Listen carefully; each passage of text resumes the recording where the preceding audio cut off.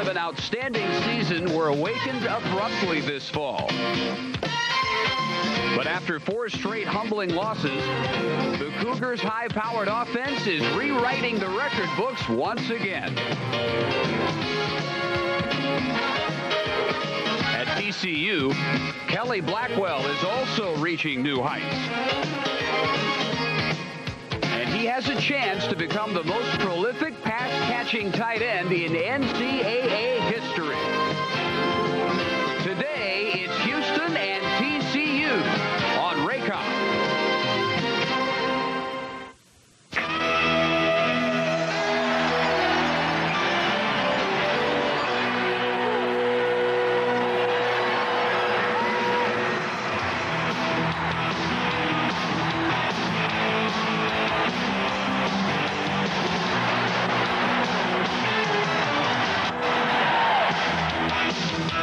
We're in Fort Worth, Texas, where a blue norther blew in last night, and very cold, windy Amon Carter Stadium, the site today for the Houston Cougars and the TCU Horned Frogs.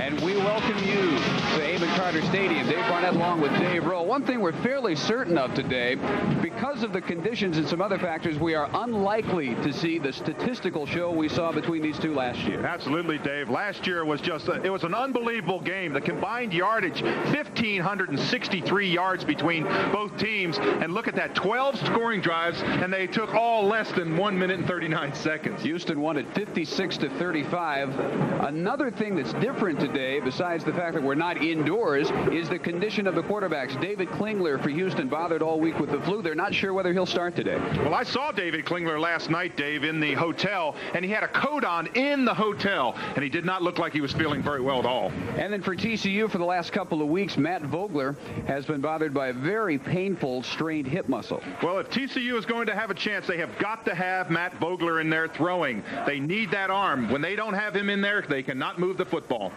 He hopes to be able to throw early and often today to Kelly Blackwell, who can set the all-time NCAA career record for catches by a tight end. If he does so, he'll have to fight off some very painful ribs. The first night, I was in very bad pain. Couldn't do anything. Had to sleep on my back all night and didn't get much sleep. And since then, it's gotten better. But you know, it still hurts. My ribs are now sticking out, and I look like the Pillsbury Doughboy out on the field. I got so many pads on, but it's something that you have to play with. I mean, the game's more important than, you know, one little injury stopping you. So you just have to suck it up and go. Well, he's done that all year. Regardless of what happens today, I think in a few years, the seniors on this team, like Blackwell and Vogler, will look back and say, how did we finish with a winning record playing 5 different quarterbacks? Well, I think that's the most amazing thing about Jim Wacker and his staff, is that they have put together this winning season using 5 different quarterbacks. Houston has really turned their season around. They can finish above 500 if they win today and next week against Texas Tech.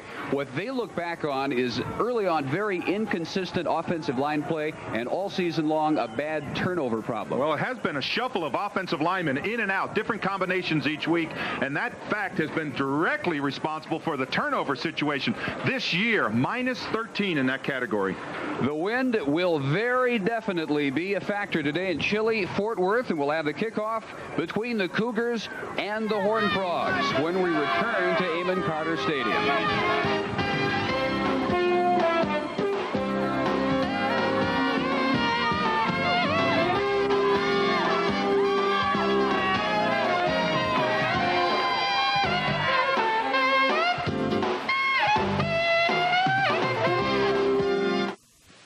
Well, most folks who have made their way to Amon Carter Stadium today have, you get the idea, stayed in their cars as long as they possibly could. Late arriving crowd still coming in. Look at the wind whipping in from the north. Blue norther blew in last night. And despite the sunshine, 44 degrees, 37% humidity. The key number is at the bottom, 29-degree wind chill. And in the last hour, it has actually dropped 4 degrees. I believe it. I'll tell you, I'm from up north, and I can tell you it is flat out cold. Once you get playing, though, and you get down on that football field, you forget a little bit about the cold, but these fans are going to be chilled. Contingent making it up from Houston, where they are hoping to finish above 500 and possibly for the third consecutive year with the second place mark in the Southwest Conference. Contrast, TCU, of course, has already wrapped up a winning record at 6-4. No bowl this year. They're disappointed about that, but they would love to finish 7-4. They already have their first winning season since 1984, and this man has already made one All-America team. The Football News All-America team came out last night, and TCU's Blackwell is there.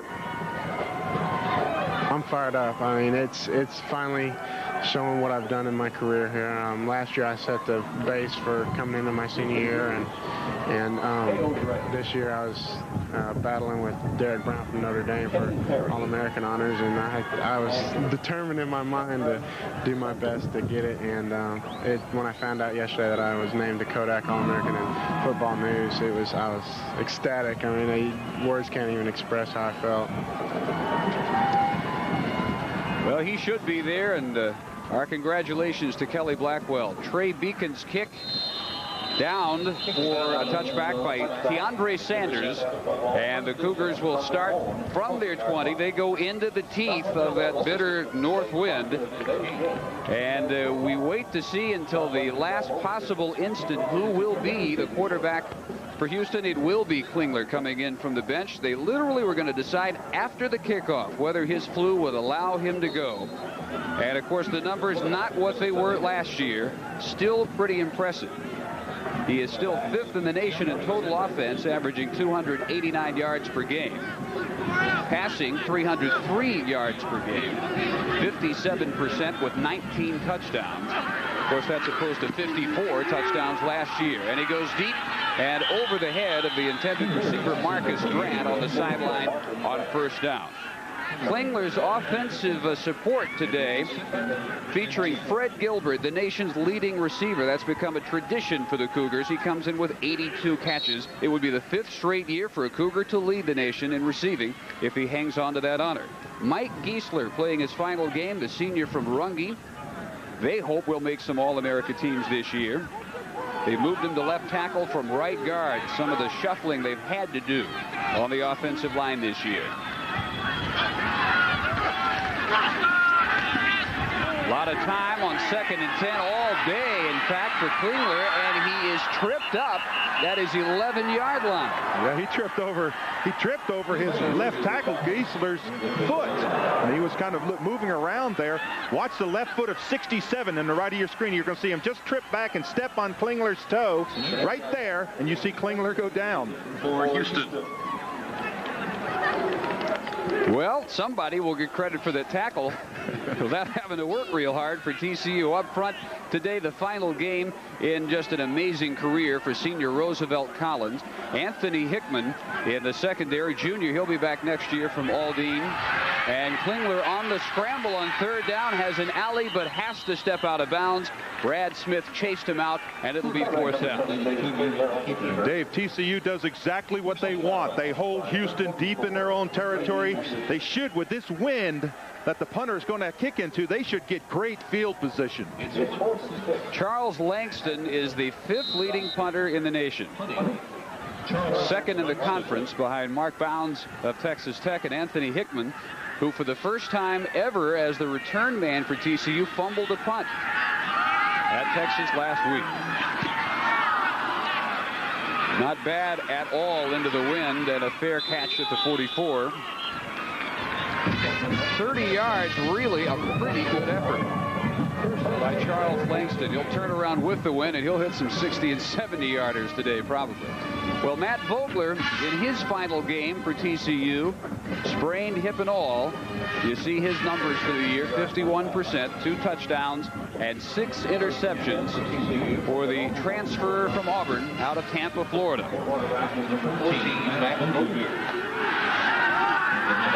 And the triple shoot for TCU with Michael Jackson in motion. and making the catch at the 48-yard line. Jackson, the junior from Corpus Christi Miller, brings in his 4th grab of the year. Offense for TCU with Modkins, the lone setback in most of their sets. And as we said, Blackwell closes out his All-American career today at tight end. Up front, John Marsh, likewise, his final game, senior from Santa Fe, Texas, their highest-rated offensive lineman all year. Eric Cullers checks in from Modkins as Vogler delivers the screen to Blackwell. There's his first catch. He will need 8 more to become college football's all-time tight end pass catcher. Well, let me tell you how tough he was. He just took a shot right up in the chest and bounced right back up from it. NCNB starting defensive lineup for Houston will look this way. Up front, Sam Fa'aita from Pacifica, California, former junior college All-American, anchors the front. Ryan McCoy, leading tackler for Houston, 81 tackles on the year. In the secondary, John W. Brown, sophomore from Amarillo, probably their best coverage man. On 3rd and 9, Vogler on target. And the first down grab brought in by Shipley. Boy, what a difference Vogler makes in there. He got stuck as he threw the ball. Watch, you're going to see he gets knocked down. Bam, in the back of your picture. Nice concentration by Shipley. Get those hands underneath that ball and bring it in. Here's the stick on Vogler. Watch this, the tail end of it. Bam, he gets knocked down. Alan Aldridge it was delivering that blow. But a hair late, it's first down. A hair early movement by the Houston line. Modkins stopped at the 45 of Houston. Well, that's the difference between a veteran quarterback and a quarterback that's just getting his first start. Vogler came up there and he's trying to keep Houston's charge off, just kind of off sync. So he comes up there, changes that snap count and draws them off sides. Gets a free 5 yards plus a play that could possibly have broken. We have offside on the defense. We'll replay first down. Rogers Redding from Denton, Texas, our referee today. Physics professor at North Texas University. And it'll be 1st and 5. Toby Morey and Jackson go wide left. Angel Alvarez is wide right. And it's Cullers, the freshman from Lake Highlands and Richardson.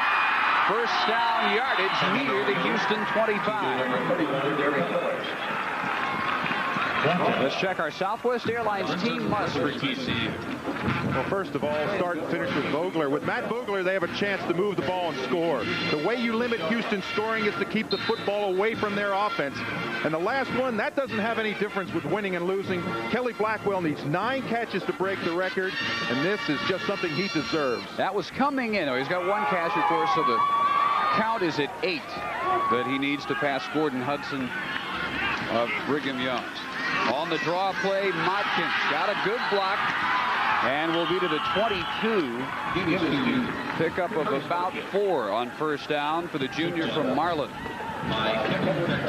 Now on the other side, the Houston team must. Well, first and foremost is to continue to protect Klingler. We've seen what he can do with protection. That's been the biggest problem they've had all year. See lots of Larson. That's Dennis Larson, the backup quarterback to Vogler, and turn around that turnover situation. Minus 13, you can't expect to win a lot of ball games with that record.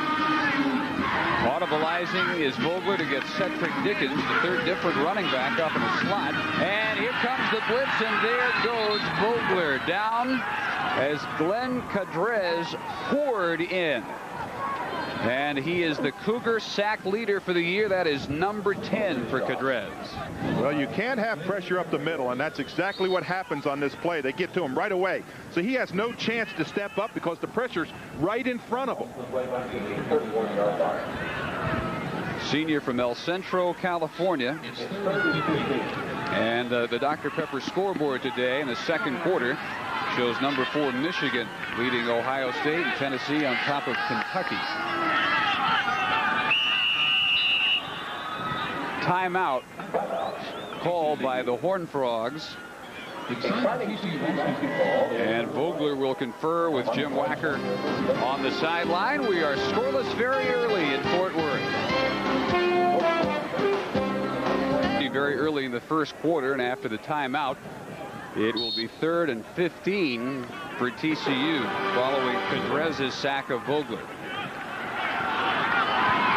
Only 23% with all the quarterback injuries in the last 4 games on 3rd down for the Frogs. And again, pressure this time. Colors.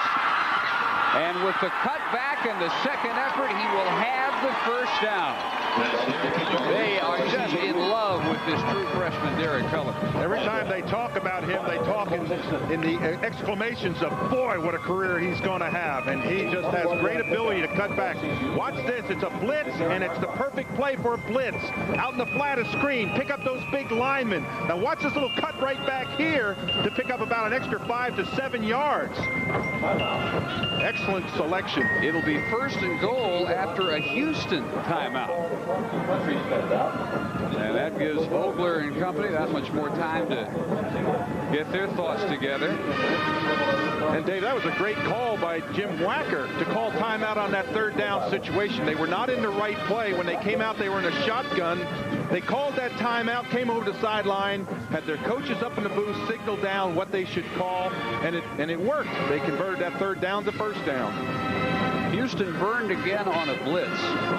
They have done less blitzing because of a couple of key injuries. Free safety Darren Woods with a broken ankle out for the year. Left corner Jerry Parks, also a leg injury. Last year's nation's interception leader. Without those two, the defense coordinated by Ben Hurt, compared to early in the year, a little more conservative in terms of the blitzing. This is the nation's leading passing offense. The Cougars are just under 349 yards per game, and the 2nd leading passing offense in the conference for TCU. And that's amazing with all the changes at quarterback. Certainly is. And the loss of receivers. Look how many receivers they've lost during the season. 1st and goal. Cougars go to the 5-man front. Jackson goes in motion. And on the option, Modkins inside the 5. Pitch goes to Curtis Modkins. Kevin Batiste came up from free safety, and Modkins made a nice catch of a pitch thrown slightly behind him. You know, last night in my conversations with John Jenkins, coach of Houston, he said, the player I respect most on that team is Curtis Modkins. That was really interesting. He said all year long, he's one of the small players out there. He is just tough. He doesn't fumble the football. He does everything that Jim Wacker asked him to do. The impressive first drive of the afternoon for TCU. Just outside the 3 on 2nd and goal. Vogler to the end zone behind Stephen Shipley, all alone. And it will be 3rd down. He had beaten Lorenzo Dixon, and Vogler not even close that time. No, and you can see with the reaction that he had when he threw that football was, ooh, I let one get away from me. Now he has a plastic jacket on. That's to keep warmth inside. It's got rubber around the sleeves, and it'll keep inside. The one problem you have to be careful is that when you sit down on the sideline, it has a big tendency to cool off quickly. Out of the wishbone, they shift both Modkins and Colors wide left. Jackson and Shipley right. And touchdown TCU. Kelly Blackwell.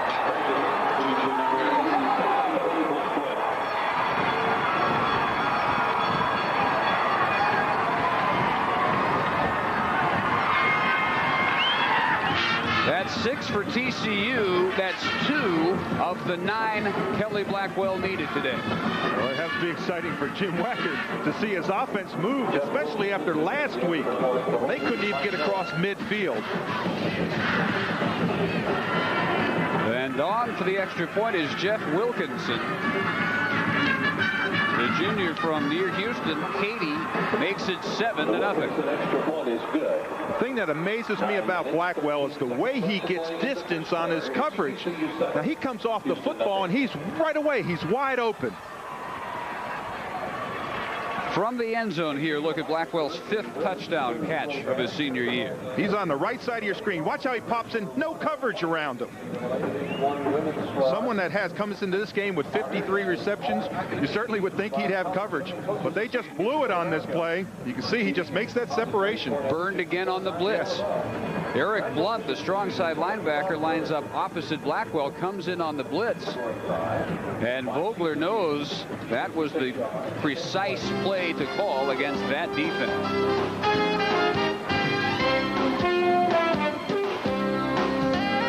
They march right down the field. The first time they get their hands on the ball this week, and TCU up 7-0. Senior from Fort Worth, Richland. And those ribs don't feel bad at all. No. I can promise you those ribs are feeling a lot better. Beacon with the huge win will again kick. The middleman in that receiving trio is Kenny Perry.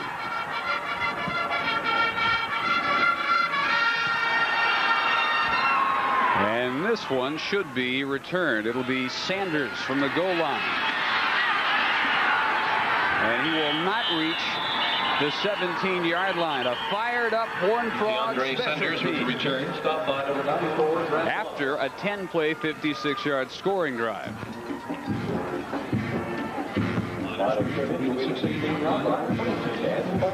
Wow, Michigan jumping out on top. Understand Desmond Howard just returned a punt 95 yards for a touchdown in that game. Keeps that string going. That pretty well solidifies, I think, all the balloting for the Heisman Trophy this year. Coming into the year, odds-on favorite, no doubt, David Klingler. And he says no regrets about coming back for his senior year, all in all. Here's the first catch of the day for the nation's leading receiver, Fred Gilbert. 83rd on the year for the junior from Huntsville. Klingler glad to have a target like Gilbert this year after his first 2 years were spent very unhappily at UCLA. Boy, what a job Klingler did last week. Gilbert was certainly part of that, but what a job he did coming off the bench. 5 touchdowns, 395 yards against Rice, and it come from behind 41-21 victory. Pressure comes, and Klingler sacked at the 9-yard line by Alex Molina. The senior defensive tackle from Delray, Florida, his second sack of the year. Well, this is just a moving pocket. What he's going to do is he's going to sprint strong side and set up behind the tackle. He's looking downfield. Molina just keeps on bursting through there and takes him down. Good coverage here from the secondary. This is a view of what you're looking at in the secondary coverage. Houston gets so many people in the open. So you've got to usually have to use 7 people to cover back there. 3 receivers right this time as Klingler rolls and goes deep for Marcus Grant, way out of bounds. And a struggling start for David Klingler today. It really throws you off, Dave, when you can't practice during the week. And Klingler's had at best, a sporadic week of practice with flu, and he had that rib injury earlier. And so he's got to warm up a little bit. Hickman expecting to receive this punt in Houston territory at the 46. And you would think the Frogs would go all out for the block. Snap is fumbled by Langston, and TCU still scrambling for the loose ball. They recover in the end zone. And we wait for the signal. They will say that the ball was originally down at the Houston 2. So no touchdown, but first and goal. And the story all year right here. Oh, it certainly is. You could tell right away that TCU was going to come. They've got a great advantage with this win. At worst, they were going to get the punt at midfield. You can see 10 men up, and they just collapse the entire protection. He fumbles the snap. There's the ball going around. Regardless of who covers it, it's going to be TCU's ball. Angel Alvarez pulled it out of that pile, and then it went away from him. That didn't look like all that bad a snap. Well, the ball, when it's cold like this, and Houston is used to being in the dome, the ball gets a lot stiffer on the outside. It just looked like it just kind of slid through his hands. Out of the wishbone colors takes the pitch, and might have reached the 1. But strung out Houston defense pursuing well that time. And let's pause briefly for station identification. This is the Raycom Network. Angel Alvarez is given credit for the fumble recovery on the previous play. TCU has the ball, 2nd and goal from the 2. Frogs already leading 7-0 and looking at 2nd and goal, still from the 2. Under 7.5 minutes in the first quarter. This will be Modkins. And we await the signal. Frogs think he's in. He is. Touchdown. Curtis Modkins, a flag down. There is a flag way over near the near sideline, and it is against Houston. Touchdown, Frogs. Touchdown will stand. They lined up in the neutral zone on that play. But credit Modkins for making a great cut. He started to go outside and then came back inside and said, hey, I'm going to stay behind those big linemen up front.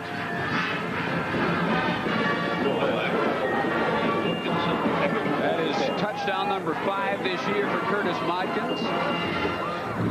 We have offside on the defense. The touchdown stands. The penalty being forced on the kickoff. Rogers Redding running down the offsides penalty. TCU held to 7 points by A&M. Shut out by Texas. 14 points in less than 8 minutes against Houston. Mike Nowak's hold is good, and Wilkinson's kick is good.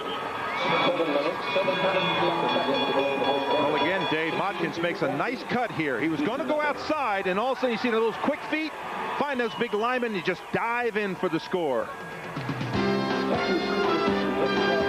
Well, the early nod goes to the Horned Frogs at TCU with all day still to come back for Houston.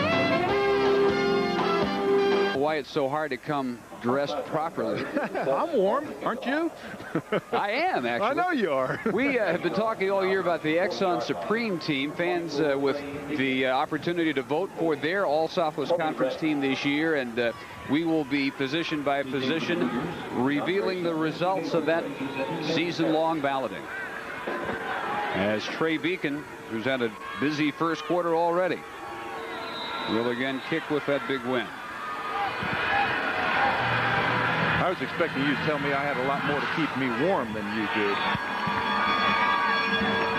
I think that's more than evident. It does not need elaboration. This one disappears up the ramp, and that may go all the way to the locker room. Iowa State, the early lead in 30 below zero wind chill temperatures at Ames, Iowa. And Cincinnati over number 13, East Carolina. Well, if you are Houston, you're not all that worried about a 14-0 deficit because you have 7:17 still to go in the first quarter. And you got David Klingler flu and all, and you know that you will eventually get to throw with this wind, which has obviously bothered Klingler on the deep patterns he's tried so far.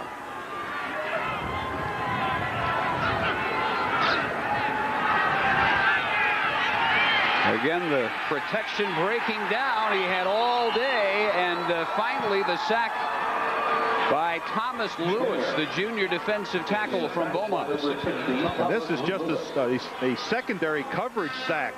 Watch the time he has to come out here. His receivers are downfield, but they're covered. He looks this way, he looks back that way. Now he starts to feel the pressure. He comes here and tries to set back up again, but that's just too long. Incomplete on second down, intended for Verlin Brown, inside receiver from Forest City, Arkansas. Klingler really off target here. Well, it kind of reminds me a little bit of the Miami game when he struggled so hard during that game, but he has great composure. That's probably his strongest attribute that he has learned this year, his composure when things are not going well. That's what he showed the NFL scouts, where he really didn't have a chance to show that in their success the last couple of years. First down grab here for Tracy Good. And that may get something underway for the Cougs. Good's 23rd grab of the year, as opposed to 67 catches as a sophomore last year. He's had a nagging ankle injury all season. And I can tell you, Dave, after that pass, I saw a little different bounce in David Klingler's walk. Over the middle, caught again, and at midfield, it'll be another first down. It's Fred Gilbert. You give this quarterback time, and he's going to find those wide receivers. There's Gilbert, just does a down and back inside. Make him plant. It's not that bad a coverage. It's just a very well-thrown ball. Tony Rand just a half step back. And Roosevelt Collins with about a two-step head start as Teandre Sanders bounces off tacklers and is finally corralled inside the 20 by Greg Evans. Now we'll see whether Collins was drawn off. He was in the backfield as deep as Sanders when that play started. Yeah, it looked to me as if he just guessed the snap count, thinking it was going to come on one, and it did not. That's the call. But hasn't Teandre Sanders really picked up for this Houston team? We have offside on the defense. The penalty declined. First down. You can see now Collins will be way over on the left of your screen. But watch this, when he just puts his head down, Sanders just boom right there and just keeps those feet going. 32-yard run. He's an important part of this run and shoot, because you have to have a run threat. That's what Weatherspoon did so well in the past for Houston. Probably their biggest loss off that team from last year. Chuck Weatherspoon, the superback. On the shovel, Sanders inside the 5-yard line. A staple of the Houston run and shoot. Jenkins unveils it for the first time this afternoon. And Reggie Anderson prevented a touchdown. This is an interesting pass because it's an underhand pass. But watch the secondary drop off. As Klingler goes back here, you'll see the end is in nowhere land. They just flips it underneath. Now if you're a secondary player, you have to quickly respond back into the ball. You have to close. But you don't close before a 10-yard gain. First and goal, Houston. Sanders to the 3 and turned back there by Tony Rand, the strong safety. Boy, this doesn't even look like the same team their first two possessions. Well, they got a little bit of bounce. They completed a couple passes. Klingler has that confidence. He just keeps on plugging in there until things start going right. And you can see 7 plays, 76 yards on this drive.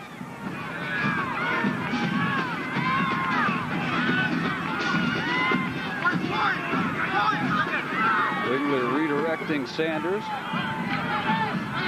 Probably again Collins offsides and whistles this time before the snap. Gonna guess like that, gotta guess right.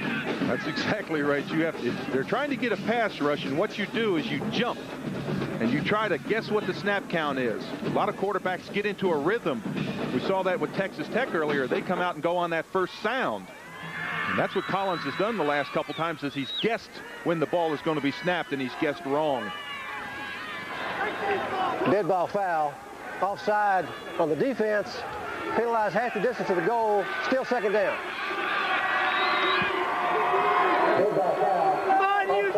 Jenkins with a 10-1 record, equaling the best debut ever by a head coach last year. 14-6 overall.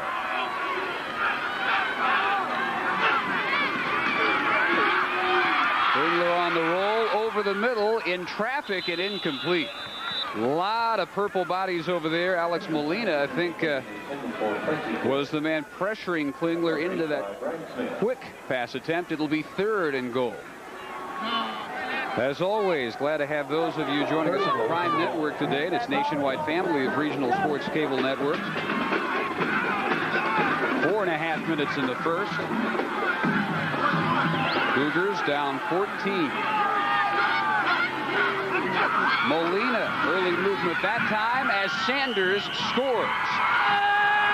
And there are no flags. Molina got back in time. Touchdown, Teandre Sanders. And you couldn't have called a better play. When you jump off sides and you go forward like that and try to get back, and then they run right at you, you have got absolutely no ability to stop a touchdown or any kind of run.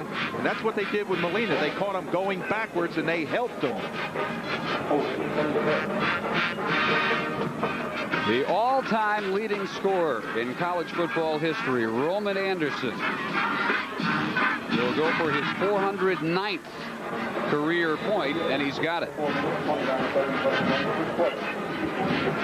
Well, watch Molina he's going to be on the left of your screen here, the lower part. Watch him jump off sides. Now, no contact. Now watch, get back and watch. They catch him just as he's going back, and we're going to help you go back, and they just blow him right in there. He had no base underneath him to make that stop. Well, as we said, the Exxon Supreme team, Southwest Conference voting by the fans, turned out this way this year. Bucky Richardson is the all-conference quarterback from A&M. Trevor Cobb, who may become the all-time single-season conference rushing leader, is at running back along with Robert Strait of Baylor. Kelly Blackwell is the tight end. Eric Henley of Rice. Rodney Blackshear of Texas Tech are the wideouts.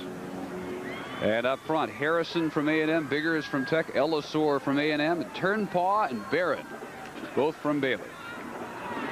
Defensively, Matt Sine is the nose guard. Dotson, Dronette, also up front. Linebackers, Padgett, Buckley, Williams, and Coria. And Gunn, Crooms, Dubisky, and Smith in the secondary. Dave, I understand 81,000 votes were cast in that. Well, he picked a pretty good team. Roman Anderson of Houston is the kicker. Mark Bounds is the punter. The coach of the year is voted by the fans. Fred Goldsmith of Rice, and the newcomer of the year. That's a pretty easy decision to go with Greg Hill of A&M. What a freshman year he's had. Well, interesting enough, he was a write-in candidate. Short kick, and Hickman tripped up at the 24-yard line. A little more spark from those wearing the red and white after that scoring drive capped by Sanders, and the TCU lead is cut in half. They are at halftime, and Ann Arbor, Michigan, and Tennessee up its lead over Kentucky to 9 points. East Carolina back in front now, Cincinnati.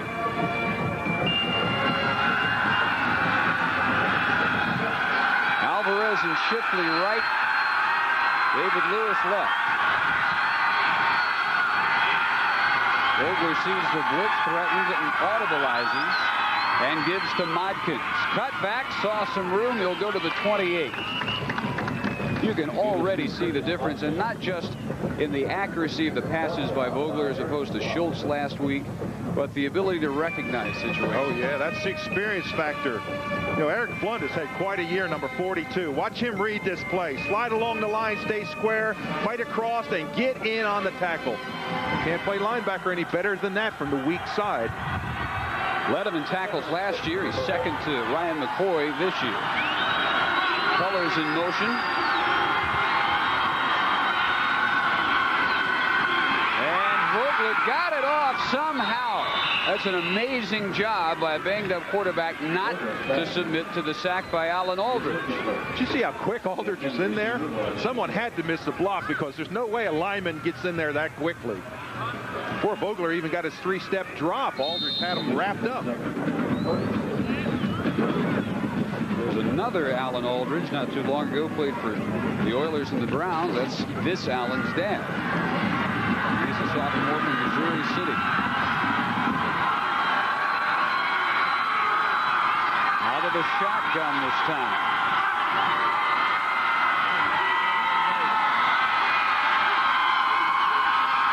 And much better protection. Vogler now having to scramble. And that'll be way over the head, but we'll get flags. Horned Frog coaches screaming about the hit way out of bounds against Michael Jackson, the intended receiver. And the officials over there assure Jim Wacker they did see it. Well, you know what's interesting about this flag? It certainly was a hit out of bounds, but you don't want to take away enthusiasm. It looked like Ryan McCoy came over there, was trying to make the play, and he didn't have any idea where the side. It wasn't like he hit him cheap and late. It is a hit out of bounds. As you can see, he's diving after the play. He does hit him, but that's just aggressive play. Does that mean I'm trying to back up defensive players? We have a dead ball, personal foul against the defense, automatic first down. Kevin Batiste also over there. VAR to see who made the most of that contact, but really a moot point because it was seen, and it is a 15-yard markup. I think I see Vogler limping. If that's the way he walks normally, he's got a little limp in his walk. When he walked back to the huddle there, it looked like he just kind of was just favoring one an ankle or something. The previous play where he was twisted by Aldridge would be a real good chance to re-injure that hip if, in fact, that's what happened. Flag down again. Here's Colors to the 43 and slung out of bounds at that point by John Brown, the left corner. And where that flag is thrown way on the side, and that's the referee's responsibility to look in at the lineup. Someone had to be in the neutral zone or jump off sides. Yep, someone has started off a little bit early. So they gave him 15. They'll take 5 back. It'll be first and 15. The real fans have the are illegal out formation. On the offense, we'll replay first down. Now, what a illegal formation is that they did not have 7 men on the line of scrimmage. Or the wideouts or someone might have been in the backfield too far off the line. As always, we announce the Southwest Airlines player of the game at the conclusion of today's telecast. Draw play, Modkins.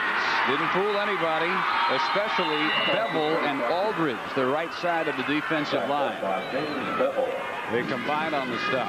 It looked that time like John Marsh, number 62, missed the block, and that's something that's out of the ordinary for him. He's the right guard.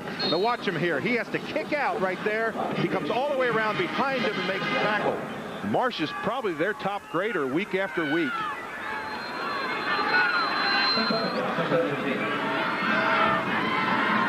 They continue to substitute running backs by down, and it's Colors this time. They put him in motion, and Vogler will go over the middle. Catch is made at the 47-yard line by David Lewis. Junior from Baltimore, mainly a basketball player in high school, played for 3 state championship teams at legendary Dunbar High School in Baltimore. Nice protection here by this TCU line. Don't allow a lot of penetration. There's the pocket. He's able to stand back there, find his wide out. He throws in a lot of traffic, but he delivers a strike. Cedric Dickens checks in at running back. 3-man rotation now. Vogler chased. And will head for cover and get knocked out at the 47-yard line. Bevel over there along with him. Well, I was going to say, if I had any idea that he had a hurt ankle, he didn't show it on that play as he scrambled outside of pressure. He has a real neat ability to be able to push off with that free arm. He just kind of almost like it's a stiff arm, but he avoids a lot of sacks with that. Well, the drive stalls, and Trey Beacon on to kick to Steve Harris.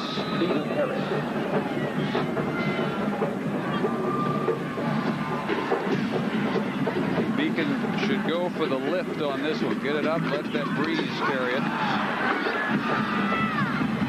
Harris feels it at the 8. And the return up to the 17-yard line. Kick went 46 yards, and the return went 9.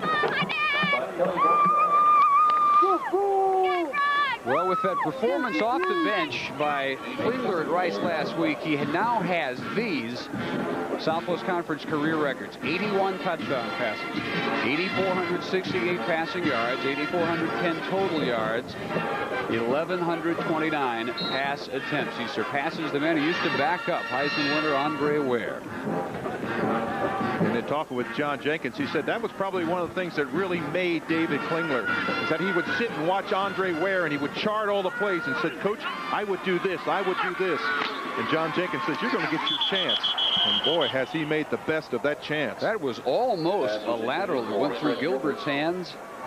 And if he was in front of Klingler, not by much. Jenkins says that he has not had a more well-developed, intelligent quarterback, and he's coached people like Jim Kelly, Doug Flutie, and Ware. With Klingler, he says, tops them all. There's the lateral. You can see right down the line. It just about was a lateral. Shovel pass. Sanders did well. First time they went through it. Even better this time, and he might go. The only man with a chance to prevent 6, Tony Rand, finally chases him out. The thing that Sanders does so well is not go down by initial contact. Someone hit him in the back and had one of his feet, and he pulled clear of that and sprinted. Looks like maybe Collins had him out here. Watch Collins, see if he doesn't dive on the back of his feet. Yeah, almost trip him up. Now he gets his balance back and he's off running. They wondered what would happen at this position when Jenkins dismissed Ostel Miles for academic and disciplinary reasons. Well, it's in good hands. Gilbert out of the tackle and to the 35. Hickman and Rand bring it into the reception by Gilbert there. Clock rolls at a minute 25 in the first quarter. Cougars go for the tying touchdown. Sanders gets a breather. Tommy Guy, his backup, a sophomore from right here at Fort Worth at O.D. Wyatt High School, is the setback.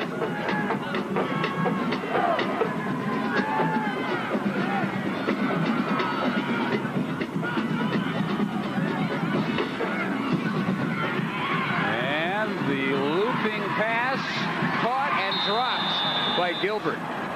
That's a tough adjustment because the wind catches it, and Gilbert has to slow his momentum, look back, and try to bring it in with Rand covering it.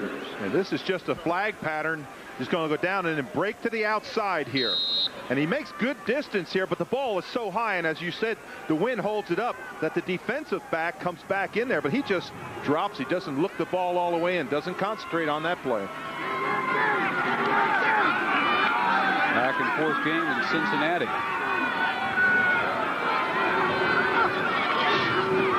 Third down, they go to Marcus Grant. He cuts inside, has the first down to the 23 where Reggie Anderson makes the ankle tackle. Dave, this is almost like a slip screen. What you do is the receiver takes one step forward, comes back, and catches the ball behind the line of scrimmage. Watch, now he comes back, catches the ball. Now he's got to pick up those big offensive linemen. And there they are. You see 65 and 70 out there. That's Clapp and Youngblood out there making those blocks and allow him to cut underneath. To the sideline and incomplete. Tracy Good, the intended receiver. And 29 seconds until Houston will get the win behind him.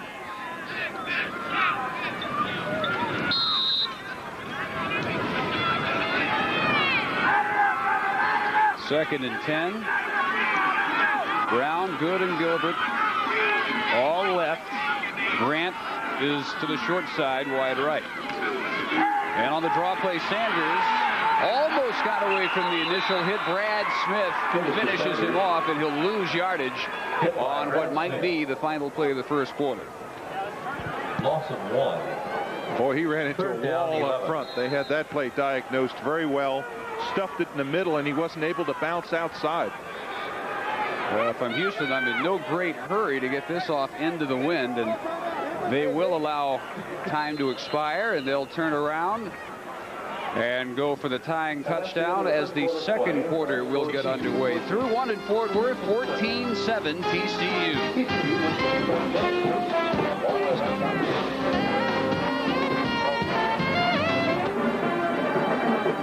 Dave Barnett, Dave Rowe back at Amon Carter Stadium in Fort Worth, where it's 14-7 for now. A very threatening Houston drive will continue as the second quarter opens. Cougars get the 20-25 mile-an-hour wind at their backs. And look at third down and 11.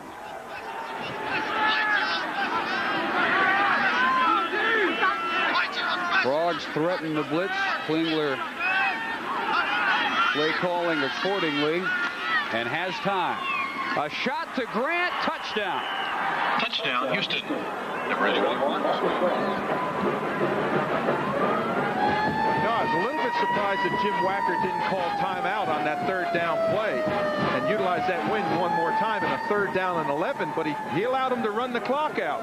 So now they got the wind at their back, and boy, you said it. You called it right, a shot. He threw that ball in there, just bang, right to Grant. There's the 4th leading receiver in the nation.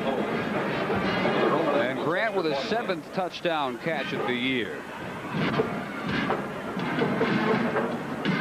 Anderson for the extra point is good, and we are tied. Grant, the junior from Dallas Carter, the star on their state championship team, really catches a dart here from Klingler. Well, this is just a fly, just go straight out. With that wind at his back, and he just looks it right in. It looks like pitch and catch on that play. Again, that little short, strong side roll by Klingler, square up to the line, and boom, throw that ball in there.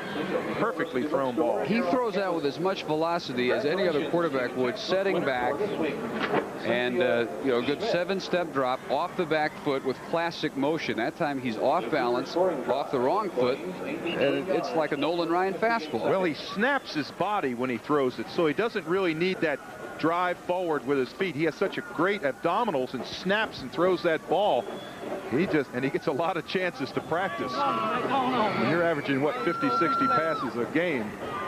Check the first quarter statistics.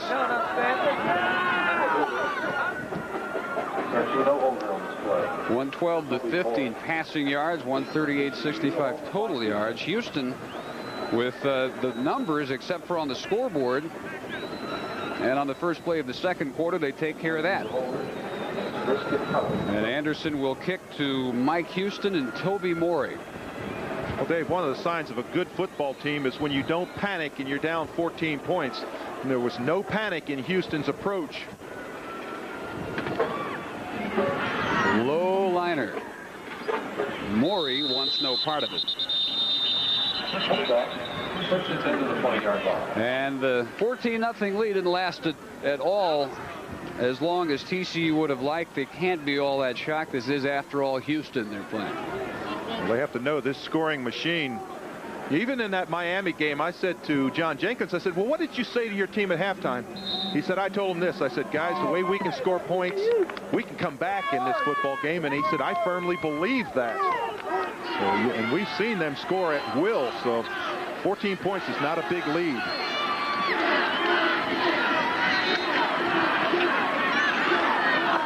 Vogler incomplete, intended for David Lewis. He's taken a few hits that might exacerbate that hip problem that he carried for the last couple of weeks. But whatever he takes, as long as he's standing on 2 legs, he is going to be out there today. Yeah, he's a lot better than the backup, who has no experience. They lost Aaron Schultz last week to a separation, and we saw their 13 quarterback warm up this week. There are colors to the 25. Yeah, they figured, what are the odds on even Schultz going down? He was the 4th different starter at quarterback. Sure enough, he first half with a separated shoulder. That meant Dennis.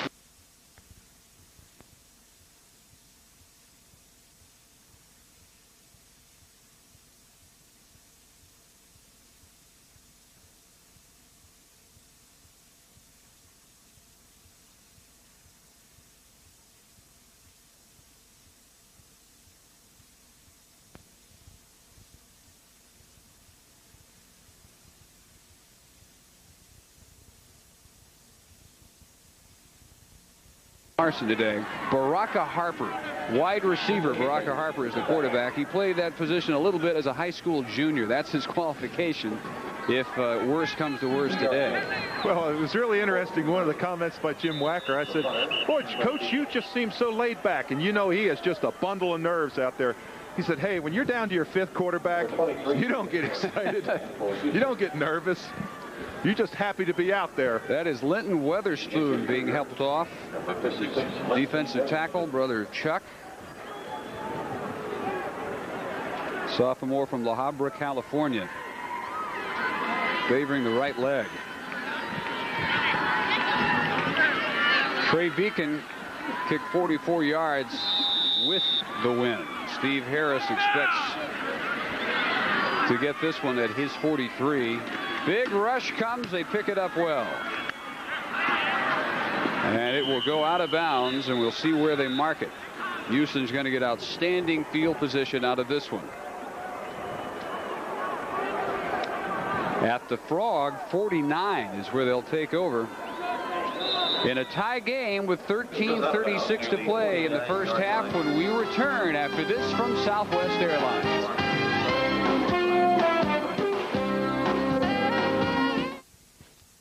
Straightforward. He's been the focal point of your offense for 6 or 7 years. It's devastation. Controversial. Week 1, how do you fire an offense coordinator after week 1? Unpredictable. How about Ray's shirt here? Well, you know, he eats his own. Bill Parcells. Mike Francesa. Complete analysis and insights into each week's pro football matchups. Around the NFL. Every week on Prime Network. In tennis, you don't just play the opponent. You've got to play the ball. It's how you play the ball that determines whether your shot is in or out, whether the point is won or lost. Now, you can play the ball and win with this half-hour video by Tennis Magazine instruction editor Vic Braden. Free with a 1-year subscription. 12 issues of Tennis Magazine. Call 800-572-2600 for a full year of Tennis Magazine plus the free video. Just $13.77. Call 800-572-2600 now.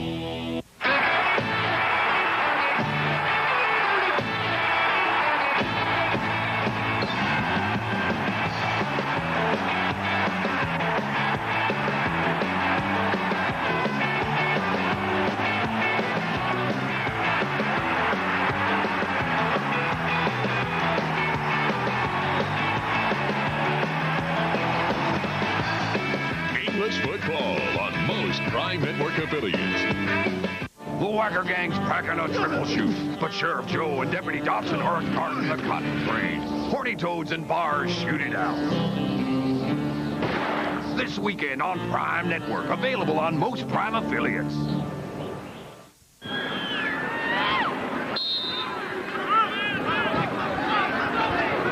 Cougars try to keep their offensive roll going. They take over just barely in TCU territory after just a 22-yard kick by Beacon.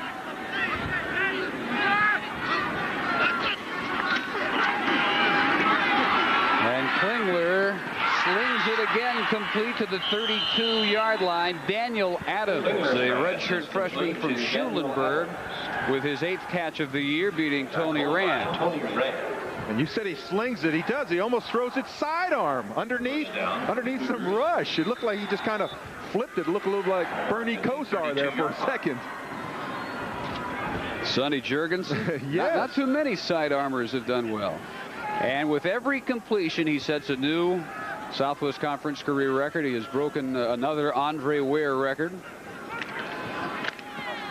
They just keep falling to the sideline, and almost a grab for Grant. He had to pay attention to where his feet were going to come down, and that might have distracted him enough. It certainly did, because that ball went right through his hands.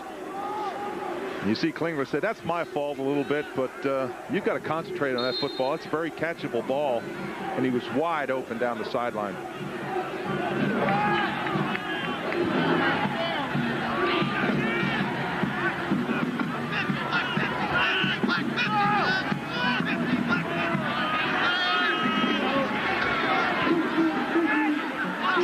Listen in along with the Cougars to the play calling of Klingler. This time Grant holds on, and what a shot he took by Edward Gallaby. Pass is complete to Marcus Grant. This is the way you catch the football. You concentrate on catching the football. He knew he was going to get hit. The ball is just kind of floated out there.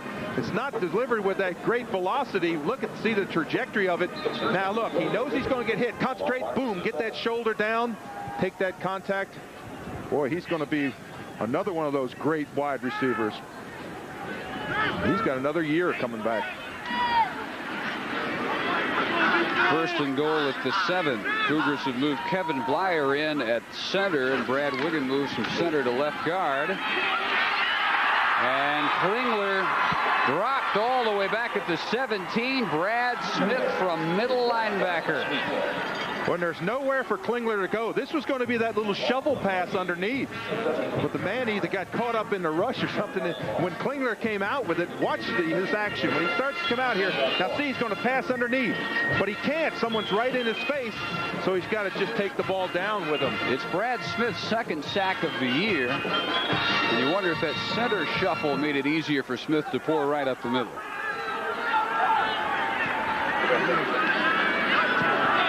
Center, a major injury problem all year for Houston. On the roll, now the scramble.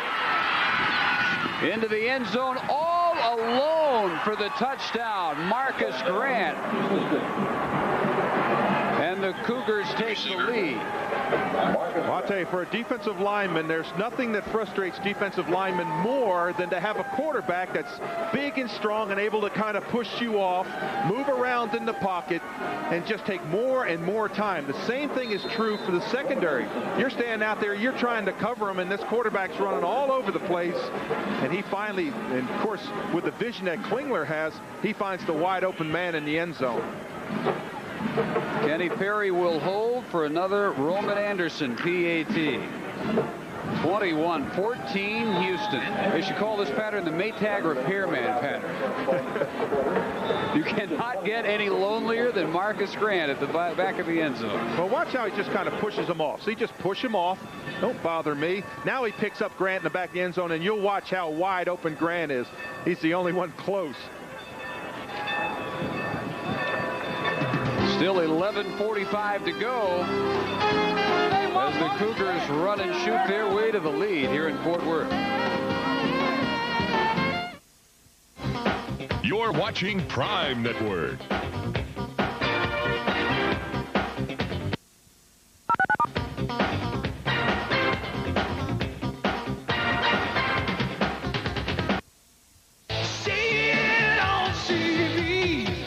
Monday, calling all kids. There's a bee on Nickelodeon, but not the kind that stings, the kind that sings and lends a helping wing. Be on the lookout for Maya the Bee. And there's more cartoon craziness on TBS. There's no place to have more fun than Tom and Jerry's Playhouse. Sit on TV. Matchup, game plans, and strategy. It's all right here. Prime Network presents Today's Top 20. Every week on Prime Network. Available on most Prime affiliates. Well, this thing is really turned around, and a Marcus Grant fan awful happy about it. His mother has seen him score the last 2 Houston touchdowns. We said Marcus from Dallas Carter having a huge first half in this 21-point Houston run. Morey may turn this one into big yardage. Got away from Anderson, the kicker, and finally knocked out by Kenny Perry at the 31. Well, I bet he broke 6 or 7 tackles on that run. Morey with the great return. He had a 20-yard average kickoff return, and he keeps it intact here. Catches the ball very high. Now watch the number of people that he just kind of breaks through. There's one. Comes back out here. He's going to make another move back inside. There's another one. There's another one. Did a good job. So Vogler on first down, the give to Modkins. And Weatherspoon is okay. He's back in and combined along with Eric Blunt, the strong side linebacker, for the tackle. You know, it was 56-35 Houston last year. We didn't think we'd approach those numbers today. We might at this rate. We're having we thought, well, it's going to be a close game, but you know that's not true whenever you have a Houston team out there because they score so quickly.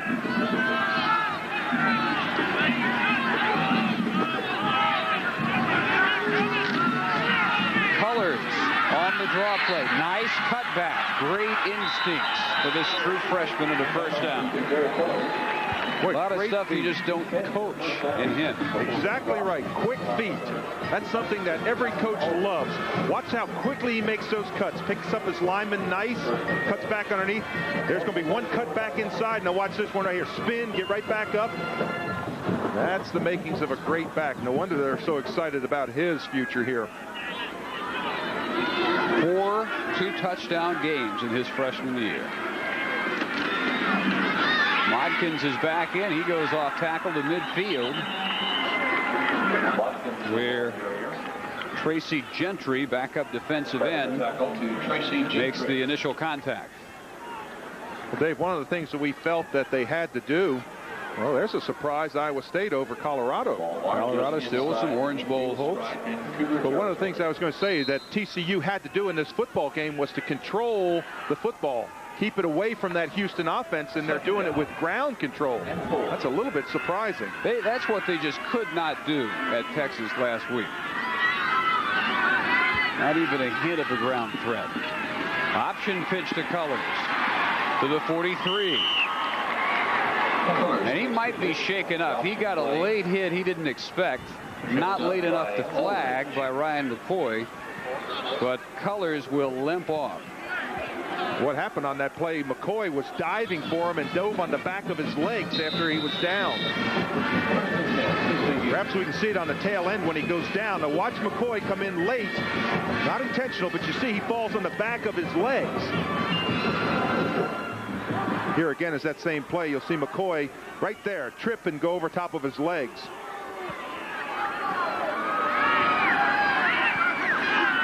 So back in is Modkins to the 40. Now this is one way you don't let the wind affect your passing game. You run the football. Worked pretty well so far on this drive, but that mainly because of Colors, and we'll check on his condition. Speaking of the drive, average field position with the win for Houston midfield against their own 18. Houston 45 with the win for the Frogs, their own 26 against the win. Out of the shotgun, it is Vogler scrambling and dropped at the 44-yard line. Len Cadrez, left defensive end, got it. Well, anytime a defensive lineman wears number 40, you know he had to be a linebacker at some time. Cadrez has got that great speed down the line. He didn't let Vogler get outside of him. They were rolling along, top 3 in the nation unbeaten last year when he went down with an injury, and they were never the same defense after. Only loss at Texas, coinciding with that injury to Cadrez and some others. Vogler caught at the 36, Blackwell's 3rd grab of the day, but short of a first down. And the Frogs say let's go for it, and you would expect them to definitely go for it into the win. On the career catch list, on up the ladder, 4th, passing Emmanuel Tolbert of SMU. And Dave, you can see the harness that Blackwell has on there. That's for the rib protection. He said he felt like the Pillsbury Doughboy when he was playing last week because he had so many rib pads on. On 4th and a short 2, Vogler almost intercepted by James Bevel. Boy, Bevel had the play of his day, probably the play of his year, right in his hands. Like a good defensive lineman, though, he knocked that ball down. Now, McCoy blitzes on this play, and that's really, you see him in the middle. Watch, they're going to come right up there, Blunt and McCoy, and they're going to get great pressure on him. Now, it's trying to throw back. Look at Bevel, right in my hands. Oh, Coach, I had it. Bad place. And on downs, Houston will take over, still leading. 21-14, halfway mark, quarter number 2. You know what the worst thing about that play is for Bevel? When he gets and watches those films, everybody's going to razz him. Great hands. Way to look it in. Throw back to Gilbert out of one tackle, and then look at the pursuit by Roosevelt Collins. Collins coming from defensive end to stop any hopes Gilbert might have had of turning that into a big gainer. Tennessee upping its margin over Kentucky in the 3rd.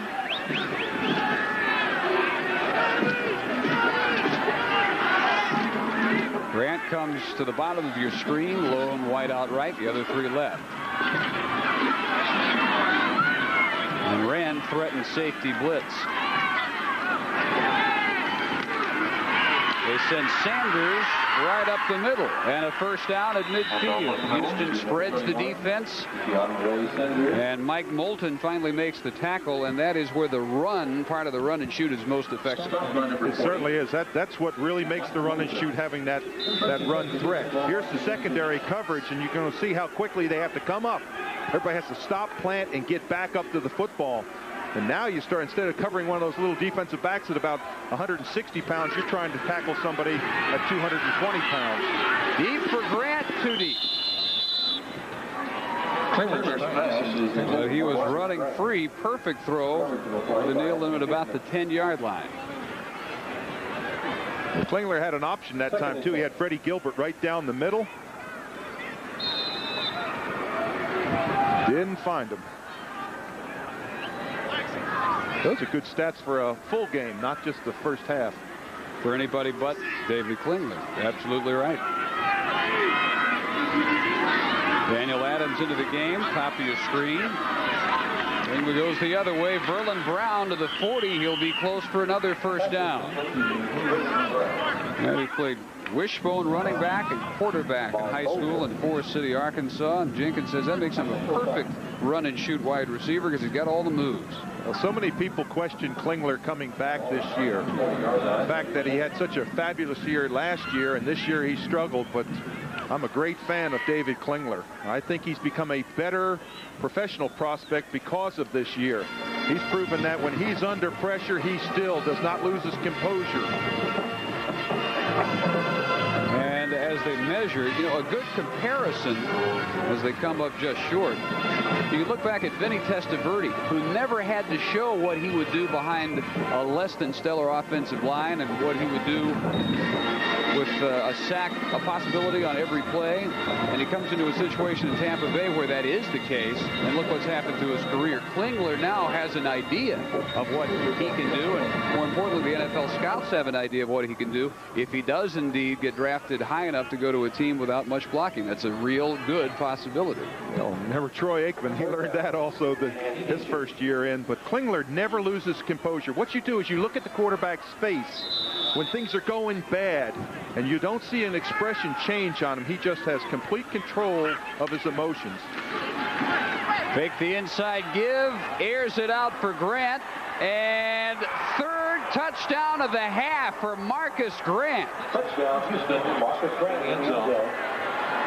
Well, boy, isn't Mrs. Grant glad that he came a long way. She came a long way to watch this. There is a flag down in the end zone. That might be an after the touchdown celebration flag. 3 today, 9 on the year for Marcus.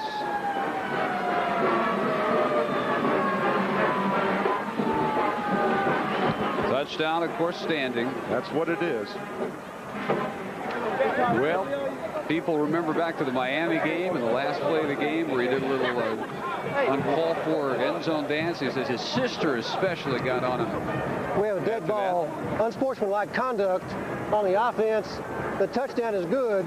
The penalty would be enforced on the kickoff.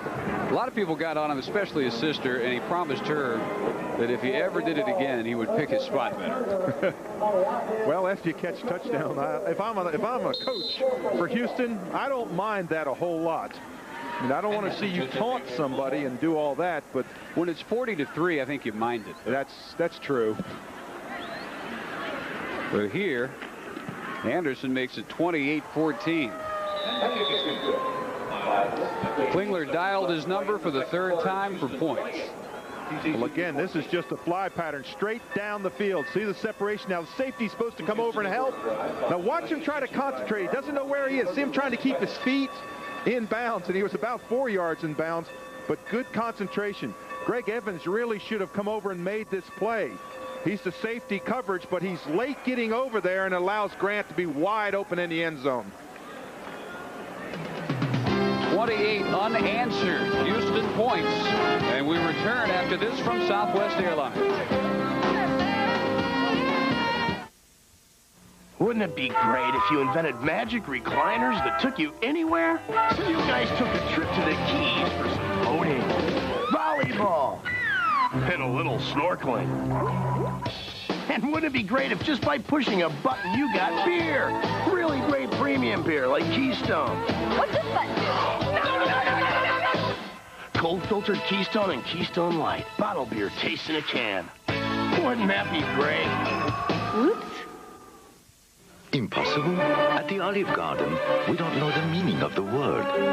If it means something less than a genuine welcome or a generous helping, freshly made pasta or a friendly spirit. If it gives the slightest hint of a meal that isn't wonderful or a smile that isn't warm. Impossible. The word just isn't in our language. The Olive Garden Italian restaurant, where all the best of Italy is yours. Tire prices are going up. Everybody's raising prices, but not Tire Kingdom. We know times are tough, so we're holding the line and even lowering prices. We bought thousands of tires from all our suppliers to beat the price increase. And we're selling these tires at the absolute guaranteed lowest prices you expect from Tire Kingdom. But you've got to move fast. So if you need tires, hurry into Tire Kingdom now, because tire prices will never be lowered. Not much time still to go in the first half, and Houston and Morey move up to the 7-yard line, and after the mark-off of 15 yards, Roman Anderson will have to kick from his own 20.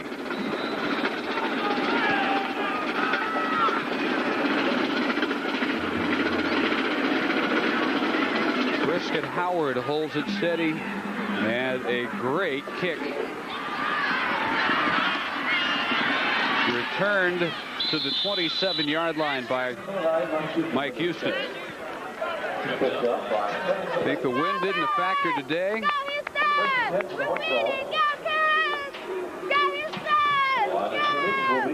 Out of the 6 touchdowns that have been scored, 5 have been scored with the wind. You saw how quickly TCU took advantage of that wind in the first quarter, scoring both their touchdowns. Klingler's come back in the second period and taken advantage of it. Only one scored into the win was the 1-yard run by Sanders. Modkins to the 30. A bit of a personality change as Michigan really running it up on Ohio State now. A little personality change for TCU. They normally would be throwing much more often than running, and today, as you said, in trying to shorten the game and keep the ball away from Klingler, relying much more heavily than we've seen him for a long time on the running game. Trying to keep the running backs fresh, alternating 3. On the rush, Bevel might have gotten a hand on that attempted screen by Vogel. Houston's 4th scoring drive of the day, covered 65 yards in 5 plays. Didn't take long, minute and 31 seconds. Drive before that, also less than 2 minutes. Looking more and more like last year. It certainly is.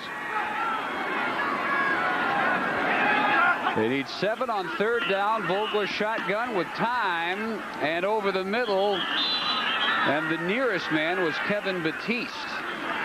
Shipley, I guess, the intended receiver. He was on the sideline. He was 15 yards away from that one.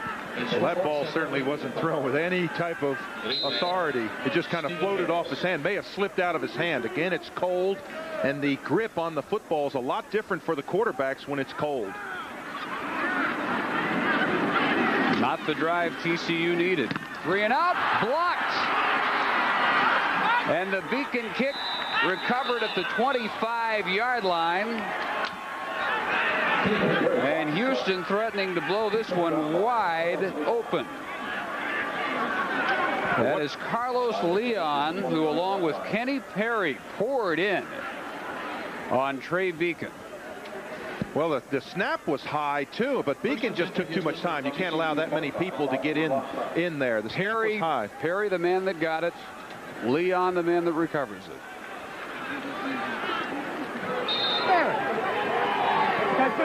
Kenny from nearby Arlington.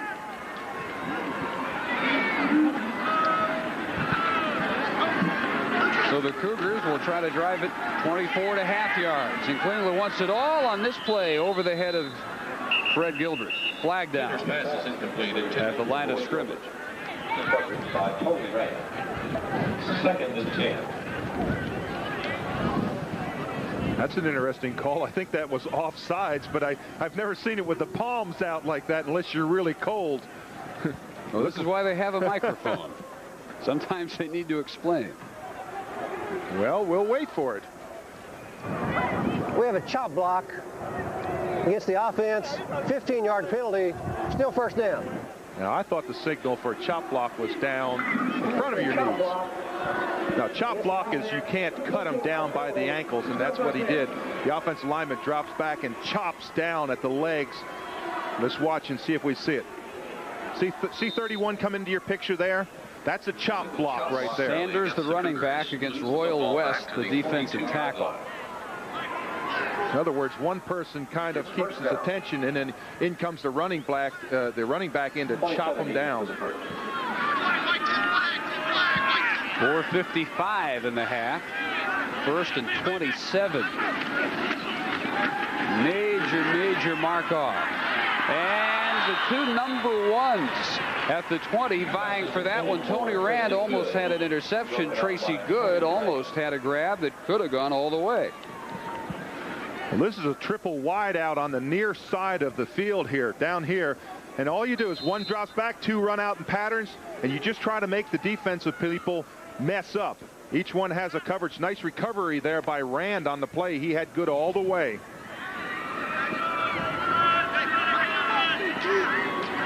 Sophomore from Aldine makes it second and 27.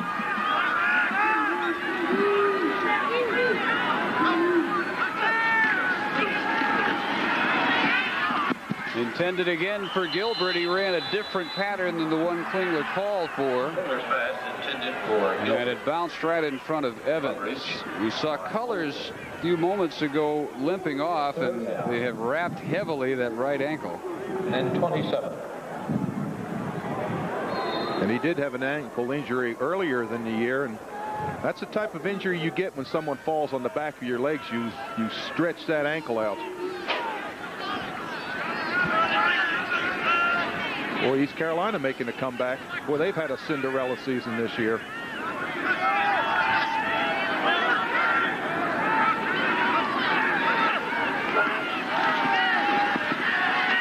West giving chase, and Klingler fumbles as he goes out of bounds. And it is still Houston ball, but Brad Wallace came up from behind David Klingler to cause that fumble. And an injured Horned Frog down. That would appear to be Royal West. He's the man that Klingler probably saw coming on. He probably didn't see Wallace coming up from behind. Well, the most vulnerable place a quarterback can get hit is from the back. And there's the fumble. Fortunately for the Cougars, it bounces out of bounds. Here touched and goes out of bounds. That is West. He was being blocked by Mike Giesler. And he'll try to walk it off. One of my name team players, Royal West. Along with his brother Rock. Let's pause briefly for station identification on the Raycom network.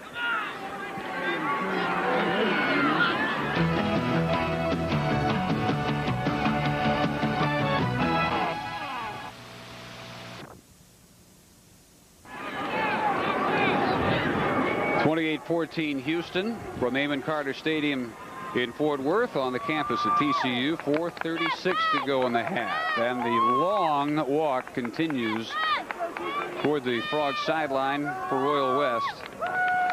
And when it rains, it pours. That's a cliche, but it's a monsoon of injuries on TCU this year.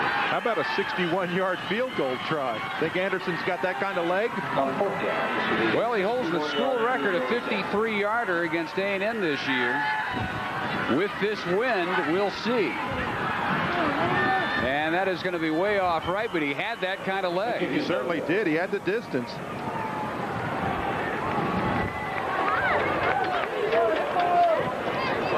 Boy, that was an important series for the Horned Frogs, because if they give up a touchdown there, then they're fighting an uphill battle. They came out and gave they gave Houston the ball on about the 23, 24-yard line and were able to hold them. Coming up at halftime, test your knowledge of the Southwest Conference with the Southwest Airlines Trivia Tester. We'll also visit with TCU Athletic Director Frank Windegger, and we'll meet this week's classroom champions. All this plus first half highlights at halftime. Modkins for TCU. Brought down by James Bevel. James Bevel with the tackle at the 46, and the clock rolls at 4:18. At Arkansas, this is the final game in the Southwest Conference for the Razorbacks. And Fred Goldsmith would dearly love to send them to the SEC with an L. But a Todd Wright field goal has them on the board. Watkins got 3. Dickens replaces him on 2nd and 7.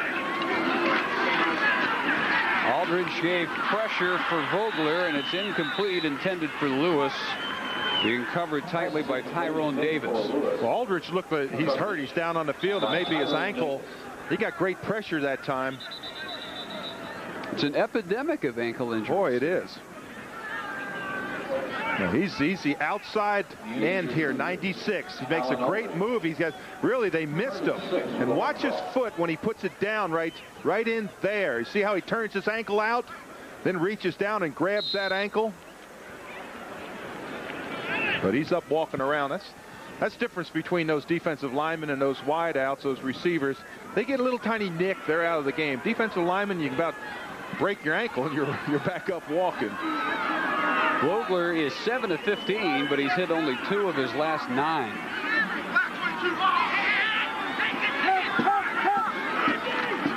Blitz comes on 3rd down. Catch is made. He'll be close for the first down. It's Angel Alvarez, true freshman from Mission. They may need to measure this one. Alvarez figures to get a lot of activity in the future. 5'8", 162-pounder, all-state. 67 catches his senior year in high school. Caught him from Coy Detmer, Ty's brother.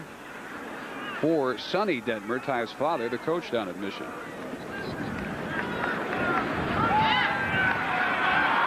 And just enough for the TCU first down. Well, Vogler's making nice play selections, Dave. He's going into that stiff wind. He's using the run a lot. He's using the pass when he really needs it. But they are controlling the football. They're keeping the ball away from Houston. But you've got to turn these drives into points.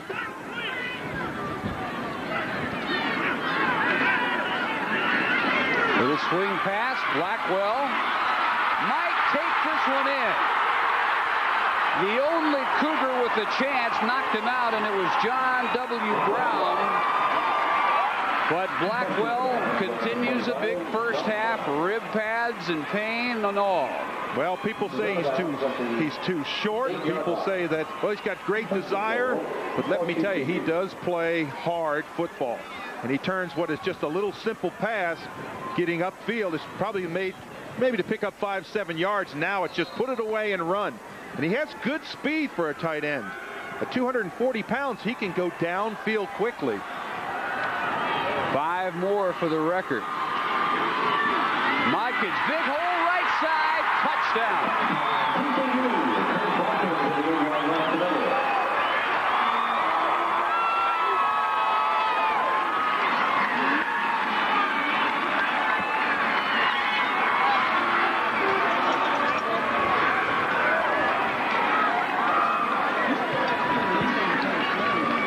It feels a lot warmer all of a sudden on that side.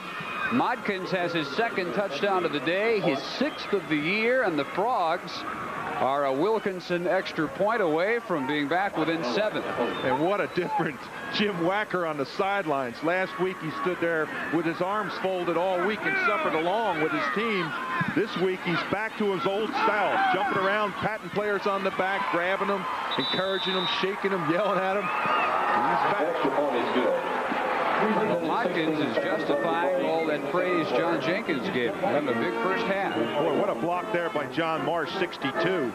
He's just driven his man all the way into the back. all the way into the defensive secondary. 12 carries, 43 yards, 2 scores for Curtis Modkins. Well, it's not the defensive struggle that we anticipated. I don't think anybody anticipated a defensive struggle.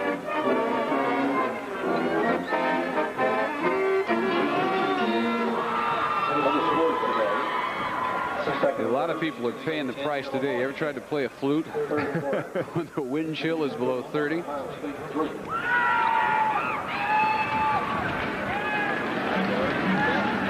TCU should have turned this bench situation around and given themselves the sunlight today. They're over there shivering in the shadows on the near sideline.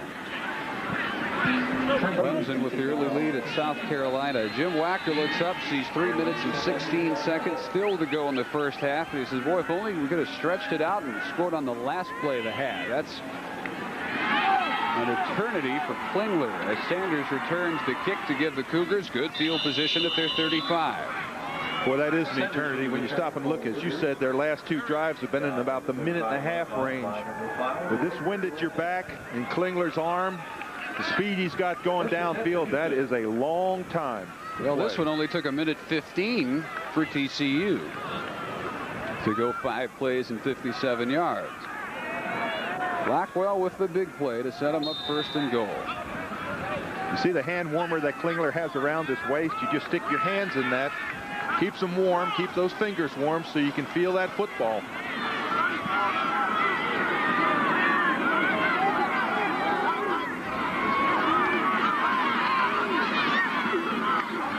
Inside give, big yardage, Teandre Sanders to the TCU 43. He bites off a 22-yarder before Mike Moulton's tackle. Sanders 6 carries, 69 yards. Well, I talked earlier about how important this part of the run and shoot is to keep those linemen honest.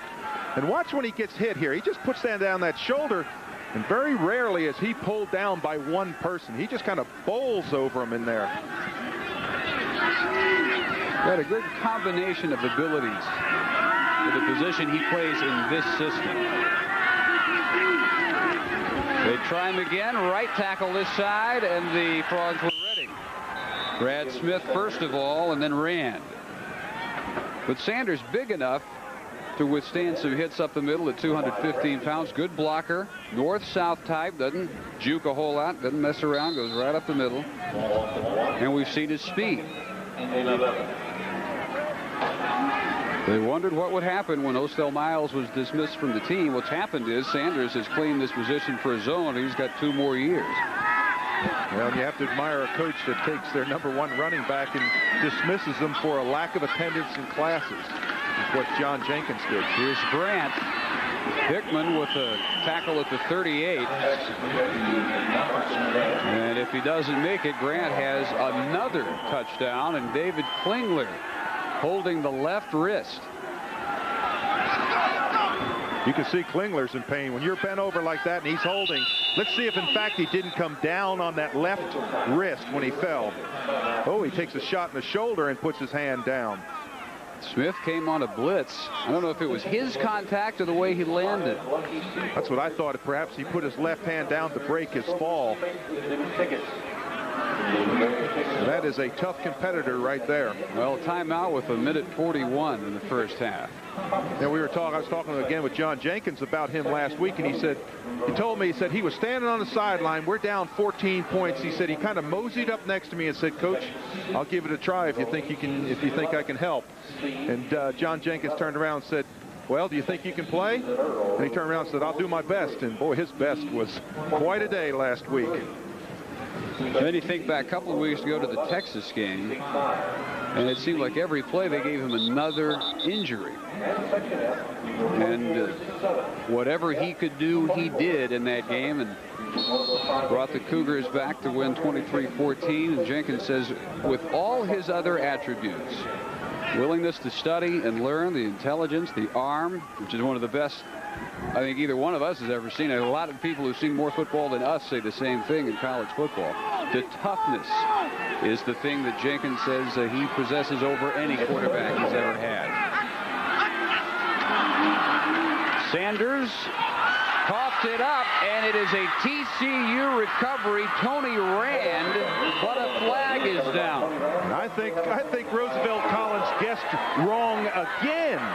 Now, this is 3 times. As a defensive lineman, you have got to look in at that football.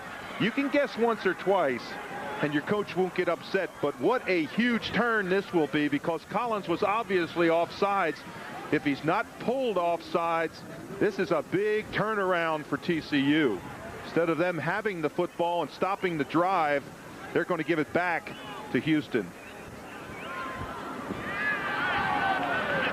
That was Tunji Bolden putting up the big argument, number 91. Well, let's look at the top of your screen here. It's way up at the top, and maybe it is Bolden. You see him start off right there? I thought it was Collins' position. May, in fact, have been Bolden, but it was the outside man. Yeah, definitely wasn't Bolden. He's the left end. Collins, you saw the right end. It was Collins from his spot. Well, and in a 7-point game with 1:32 to go, if TCU gets that back, that's time to maybe tie it up at halftime. Certainly is. The way they moved the football on the ground. Now they're going to give the football back to Houston, give them 3 more shots, give them 5 free yards. The big question now is whether it's a first down or not. It was 3rd down and just about 5 yards. So this could, in fact, give them a first down.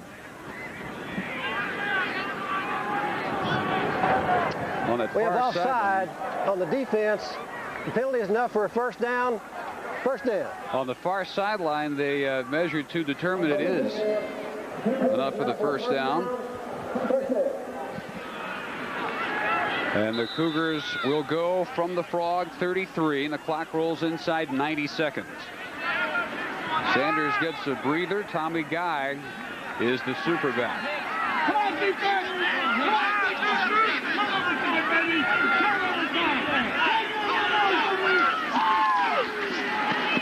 Frogs blitz. Klingler hoists one up over Gilbert. Most of his attempts toward Gilbert, the nation's receiving leader, have been overthrown today. Well, one of the things TCU has to realize in this situation, you want to get pressure on Klingler.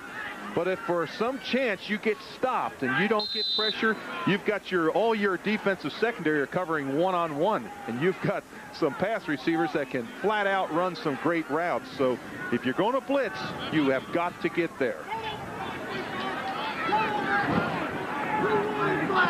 Gilbert out, replaced by Sherman Smith, who goes wide left along with Good.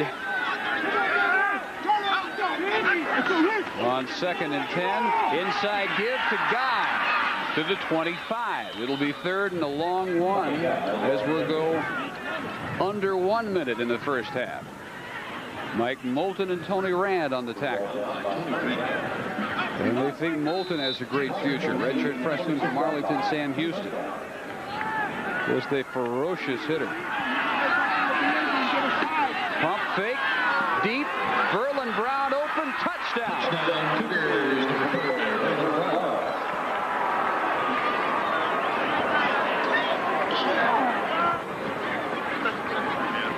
His 4th of the year, the pump fake made the play go. Well, if you ever saw coordination between a quarterback and his wide receiver, that's the greatest example of it right there. When he saw Brown was open on the inside, that the coverage was the outside, it almost looked like in his fake pump, he said, hey, turn around and come inside. He did. He threw the ball up to him, and Brown comes down with a touchdown. But you see the result of that simple little offsides penalty. It was 3rd down and 5. They had recovered the football. They had stopped the drive. They give it back to him, and you see the result, 7 points. Well, again, now watch Klingler here. It's almost as if he says, hey, come on back inside. He throws the ball inside where the coverage is not. You see Brown come back inside. Great adjustment there. Again, here's the pattern. Go downfield. Now they're trying to do a lot of single coverage here. Give off and try to recover back with a corner. That's Hickman trying to come from a corner spot back over to pick up for the safety. That's awfully hard to do. That might have just been a 14-point swing, assuming that TCU could have driven down and tied the score, and instead Wacker right back down by 14 after leading by 14. Well, a great coach I had, a fellow named John Madden, used to always say that every football game is decided by 5 or 6 plays. That is one of them right there. That little simple offside seems like a simple enough 5-yard penalty, and it turns into, a, as you say, possibly a 14-point swing.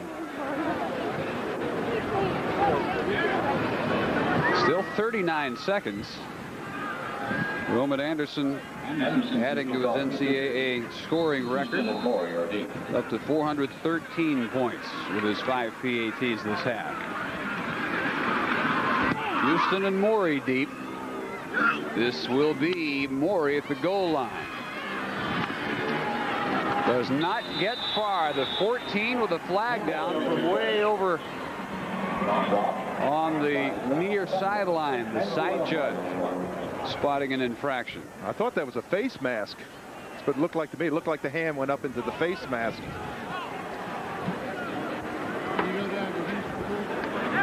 As usual, your radar is on target. Oh, and that's the big one. 15 yards. We have a personal foul, grasping the face mask on the kicking team. 15-yard penalty, first down. It's Thomas Lewis being helped off.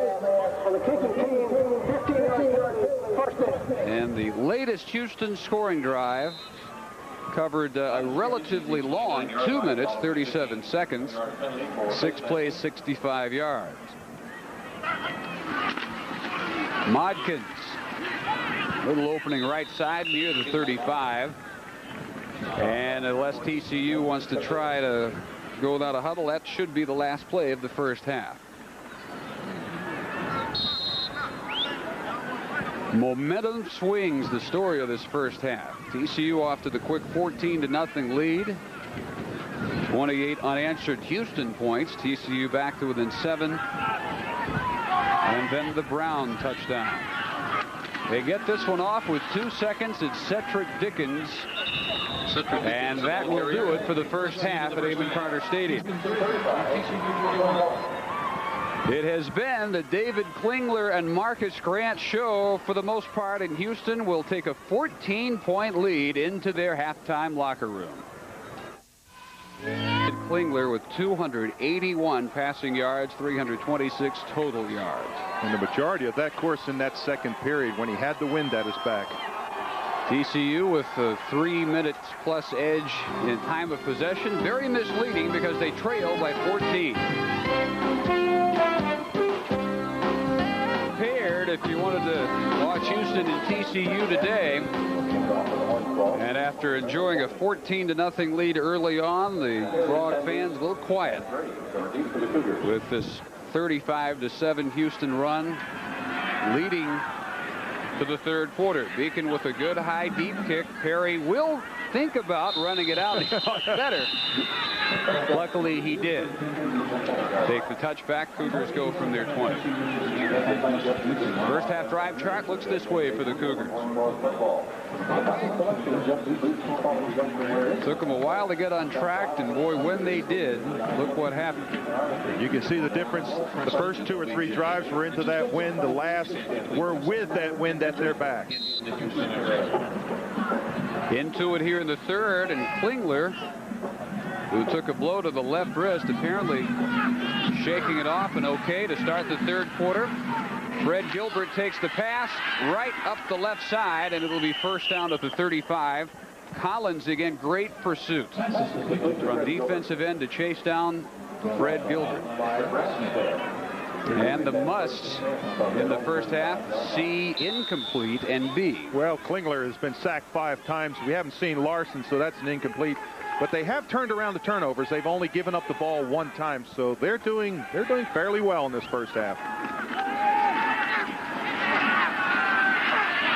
Rush collapses around Klingler, got it off, and about an 8-yard pickup. Gilbert again on the pattern. Calvin Jones, the backup left corner, made the tackle.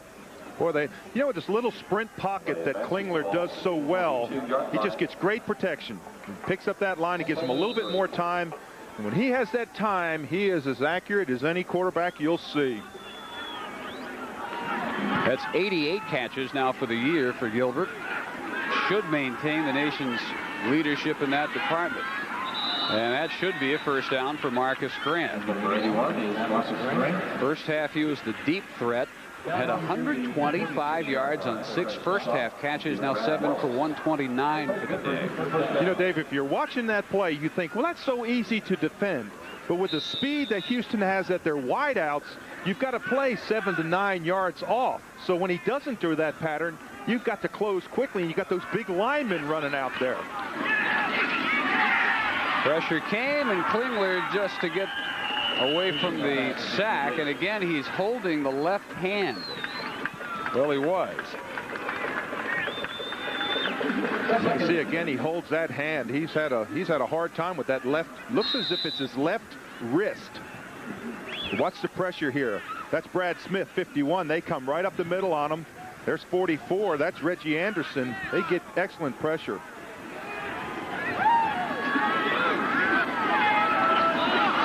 So 2nd and 10 flag is down. Catch is made.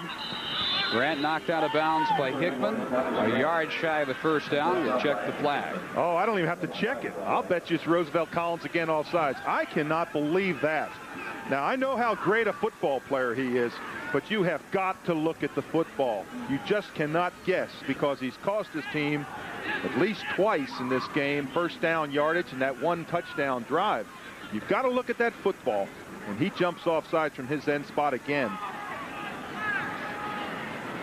He projects as an NFL. We have offside on the defense, 5-yard penalty, replay 2nd down. Projects as an NFL outside linebacker, and you think back, most of the linebackers who are in the pros from TCU also played the stand-up defensive end in college. And good look at the incorrect guess by Collins. He figures to go by most indications top 2 rounds.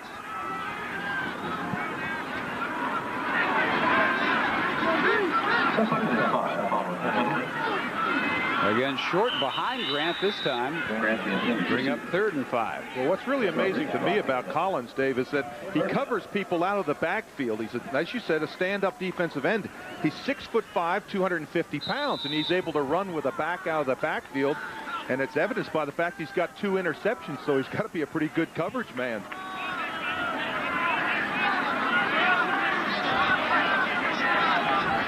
Sanders up in the slot on 3rd down.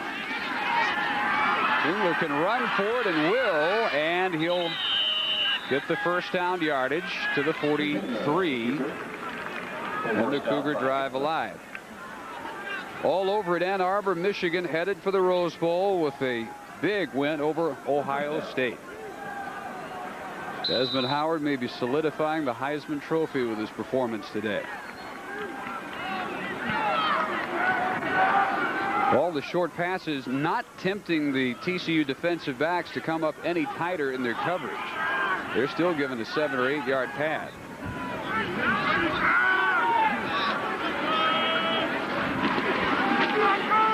Too tall for Grant. Houston fans and players and coaches on that side wanted Hickman to be called for a late hit, but not nearly seriously enough to draw the flag. It was close, though. I thought it was close. When the ball is clearly overthrown, you've got to let up as a defensive corner. Now watch. See, he's coming down. He still gets a hit. I think what the reason that the flag was not thrown is that he didn't follow through with the hit. And Grant didn't fall down. It looked a lot more severe had he. 2nd and 10. Just got it off. Incomplete for Gilbert. Good thing the pressure came down on Klingler, because Gilbert running free ahead of Greg Evans. Boy, and on that play, Klingler needed about another, as you say, about another 1/10 of a second, and he would have found Gilbert across the middle. But a good outside blitz to get pressure on David Klingler. That ain't bad. 70% on 3rd down conversions, I should say.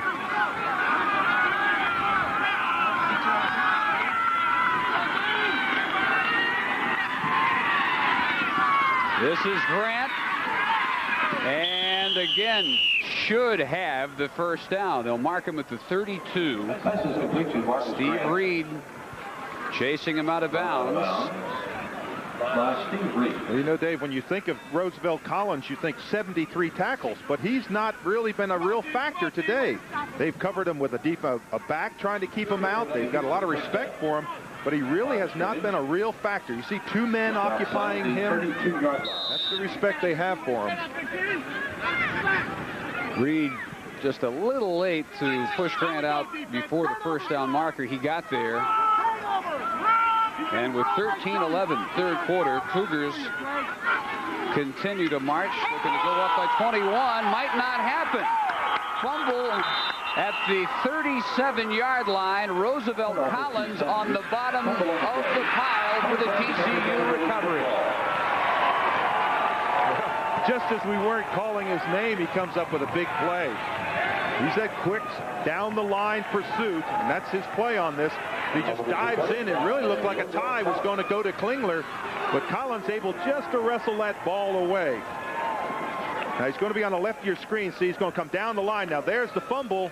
Now watch how Collins quickly reacts. Klingler comes back for it. Looks like a tie, but Collins comes up with it. And it looked like Sanders didn't expect to get a handoff. He ran right through that give from Klingler. Big break for the Frogs, trying to come back from 14 down. Vogler delivers, complete to Blackwell. First down, near midfield.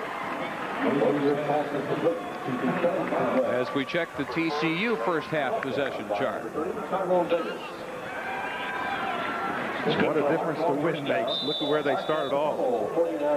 Those first 2 touchdowns, great field position. Blackwell's 5th catch, so he's got almost all the second half to get 4 more for the tight end record. Cedric Dickens ridden to the turf by Ryan McCoy, defensive newcomer of the year last year out of Beaumont Central, and the Cougar tackling leader this year, middle linebacker. And time to grade the TCU must. Well, first of all, start and finish with Vogler. What a difference the quarterback makes over last week. Keep the ball away from Houston. They have an advantage in time of possession. And get Blackwell 9 catches. He's got 5. And I can promise you there's no one more aware of that than Jim Wacker. He needs 9.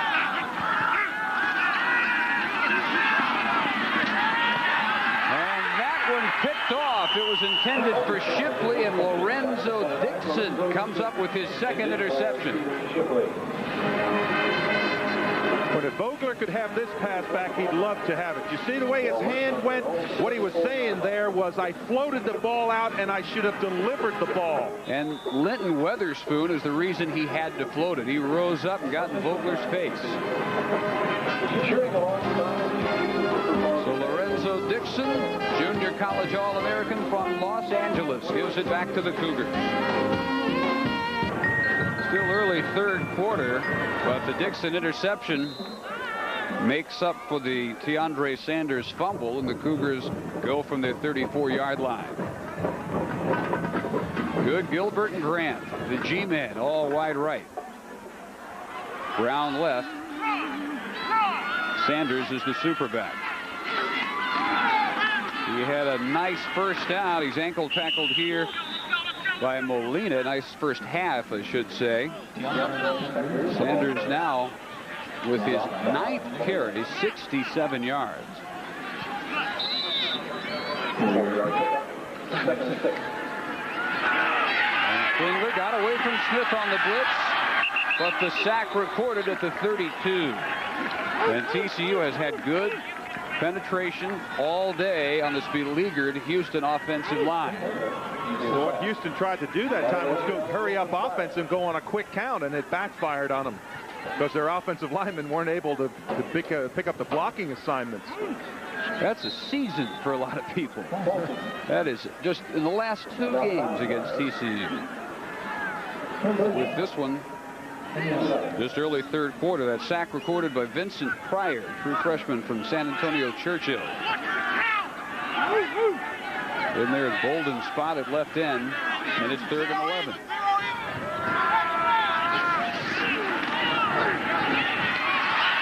Pryor again chasing Klingler, and he got him short of the first down at the 40. They move Bolden to tackle, and they give Pryor some snaps at left end. Of course, he's the man of the future. Bolden with one more year, and you figure they'll find a spot for Pryor next year. Boy, that showed good speed down the line by Pryor. It's not often that you think of a defensive end, the 220 range, running down a quarterback. Langston had his difficulties fumbling a snap leading to a TCU score in the first half. He'll kick to Mike Houston. Big rush again. And that'll draw a flag. They didn't get ball. They got a lot of Langston, though. They let it roll to the 17, but this will be a frog penalty for roughing. Boy, whoever hit Langston, he never went for the ball. He looked as if he was going to try to tackle Langston because he hit him right in the side. You think of blocking punch, you think of out in front, 2 yards in front of the kicker, getting your hands up. But this guy, whoever it was, ran right down his throat. Angel Alvarez. Is that Alvarez come and hit him from the side? We have running into the kicker on the defense, 5-yard penalty, first down.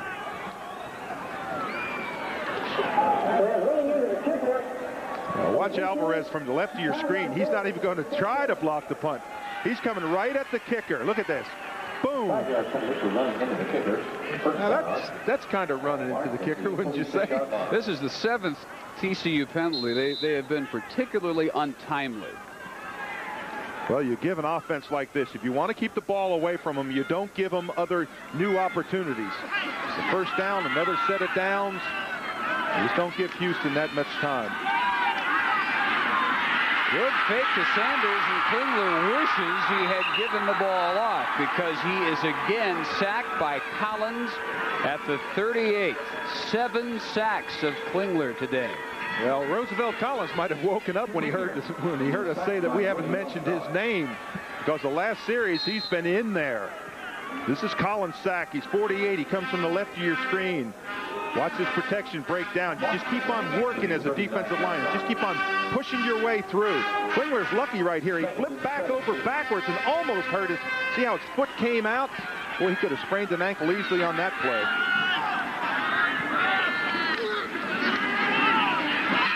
Marcus Grant to the 42. Well, Klingler just completely refusing to go deep into this win. Chinking away. He's got 8:53 still to go in the third quarter. And he's got 13 yards to go on this third down.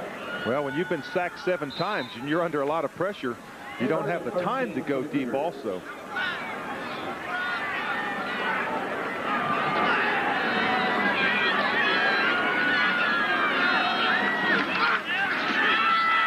Chased again. Got it off, intended for Verlin Brown, and over the wrong shoulder. He had beaten Calvin Jones, and he looked over the outside shoulder. But I think even if he brings it in, he's probably out of bounds. He wanted it over the right shoulder. Well, you have to credit TCU's defense. They've given the ball back twice. They got that fumble, and now they've held them on a good series here. So TCU is still in this football game. I know they've got to score points, but their defense is really the thing that's kept them in this football game. Well, let's see if they play return this time. Nope, heavy rush again. They got Langston at the 27. And Alvarez, a big part of it after his mistake on the previous punt. Well, when you look up and you're a punter and you look up and you see 10 men on the line of scrimmage and they've just come down your throat 3 times, you have got to realize you've got to get the ball off. I mean, he just drops it the exact same way. There's no way he's going to get that punt off. If I'm over on the sidelines, I'm going to tell him, put some stickum on your hands. Do something to get a softer touch, but the ball's just banging off his hands. Frogs with a great opportunity. Swing it to Blackwell to the 27. You know, I got to wonder, he's over there on the sideline and has all day to keep his hands warm. If they're cold, they shouldn't be. Well, that's the problem. Should be. No, you wear gloves on the side. You saw the hand warmer that David Klingler has. A punter only gets in there 5 or 6 plays, and this is one of the best punters in the country. We're talking about an athlete with a 43.5-yard average coming into this football game. So his hands should be warm. Curtis Modkins inside the 25. That'll bring up third and about 2 or 3. Let's pause briefly for station identification on the Raycom network.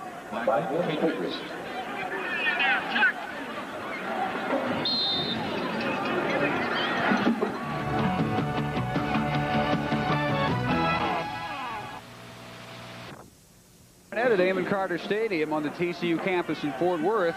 Interesting game. Houston with a 35-7 run after they trailed 14-0. 7:11 to go in the third, and TCU threatening after the fumble punt snap. Blackwell another grab. First down at the 16. That's 7 catches. He needs 1 to tie Gordon Hudson and 2 to set the tight end career NCAA record. Cougar, 16-yard line. Well, you want to make a short bet? You bet that Blackwell at least gets 2 more throws in his direction. But it couldn't happen to a better football player. I bet it happens on this series. Well, it couldn't happen to a better football player. Dedicated weight man, in the weight room all the time. He's built his body up. A lot of people said he's too short. But I can promise you one thing. Whatever team gets a shot at him, he'll play his heart out for him. TCU will call time with 5:41 in the third quarter. 35-21 Cougars as we return after this from Southwest Airlines.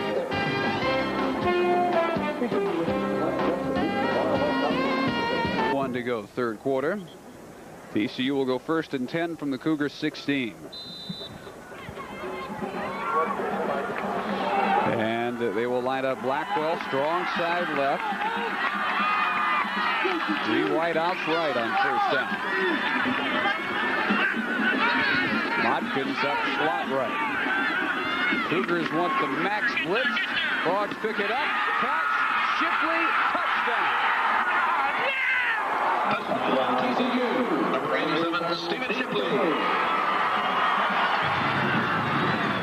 Believe it or not, that is Stephen Shipley's first touchdown pass this year. There was no denying him on that play. When Shipley got within about 2 yards of the end zone, he just dove up in the air and over. He was not going to be denied that touchdown catch.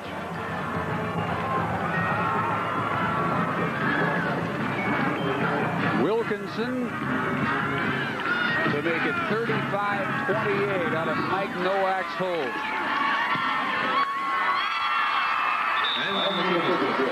Dave, what a difference a week makes. Last week we sat there and watched the quarterback that couldn't make the adjustments. This week Vogler picks up the blitz. He sees it. He sends people out in the flat. Now watch Shipley at the tail end of this. Up and over. He's that great leaping ability. They said he has a 32-inch vertical jump. He used it on that play. 35-28 here for Houston. The other Houston school as we go to our Raycom Southwest Conference updates with Rice hoping Trevor Cobb gets at least 152 yards today to break Earl Campbell's single-season Southwest Conference record of 1,744 yards. At halftime, the Owls trail at Arkansas 6-0. In Arkansas's SWC finale. And Dave, we understand Trevor Cobb has 12 carries for only 39 yards at halftime. Well, as you pointed out so often, he can have a half like that, and they'll give it to him 30, 35, 40 times. On the 38th to 39th carry, he can break one 40, 50, 60 yards. That is a real struggle all day for the Buffaloes, and the Aggies have the early lead as they try to clinch the Cotton Bowl berth.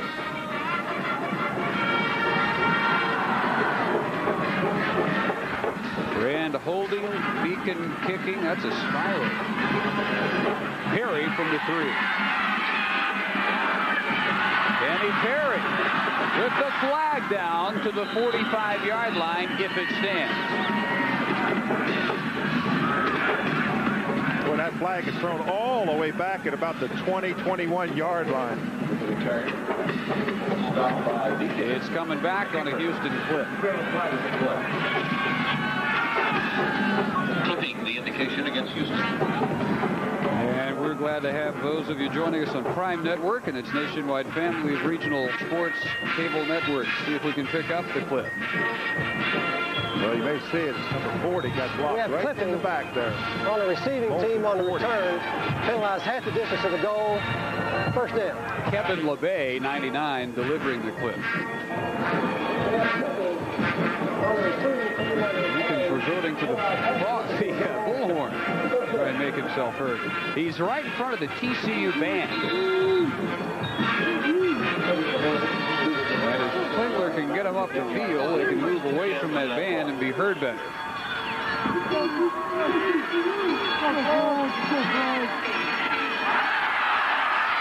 That one intended on the sideline for Marcus Grant. And Brad Wallace came in for the pressure. Jenkins is an innovator in a lot of ways. As a football coach, I've never seen a guy use this from the sideline. Tom Landry used to at the Thousand Oaks training camp. Never in a game. Well, I think what he's yelling out is the defensive coverage, because I just heard him yell out 3-3-3, and he may be calling the type of coverage in the secondary. Oh, did Molina wipe out Sanders, and somehow he got away, but he didn't get any extra yardage. And a frog is down, and it is Molina who made that initial hit. Well, Molina's played hurt for a lot of this year. I mean to tell you, he stuck Sanders in the backfield. It looked as if he just came through just clean on the play. Maybe he had a slant to the inside, and the guard just missed him. Now there he is right there. See, the guard is pulling. He's right behind the guard. Wow, that's a contact. Now watch Sanders. Don't lose those feet. And he picks up yardage. Well, he gets back almost to the line of scrimmage. Molina holding the right elbow or shoulder as he jogs off. It's 3rd and 11.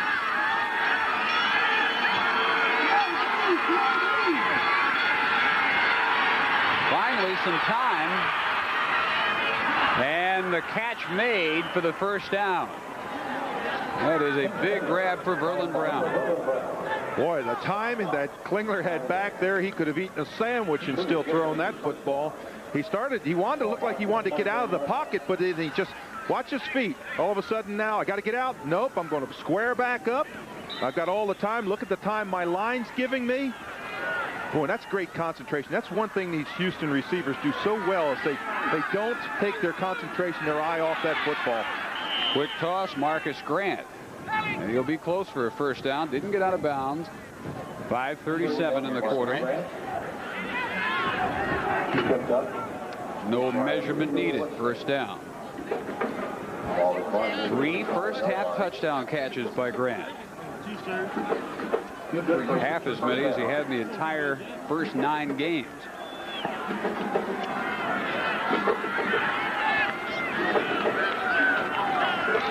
This time they fake short on the blitz. Anderson might have grabbed the face mask. There is no flag, but he really grabbed Klingler high along with more pressure from Wallace.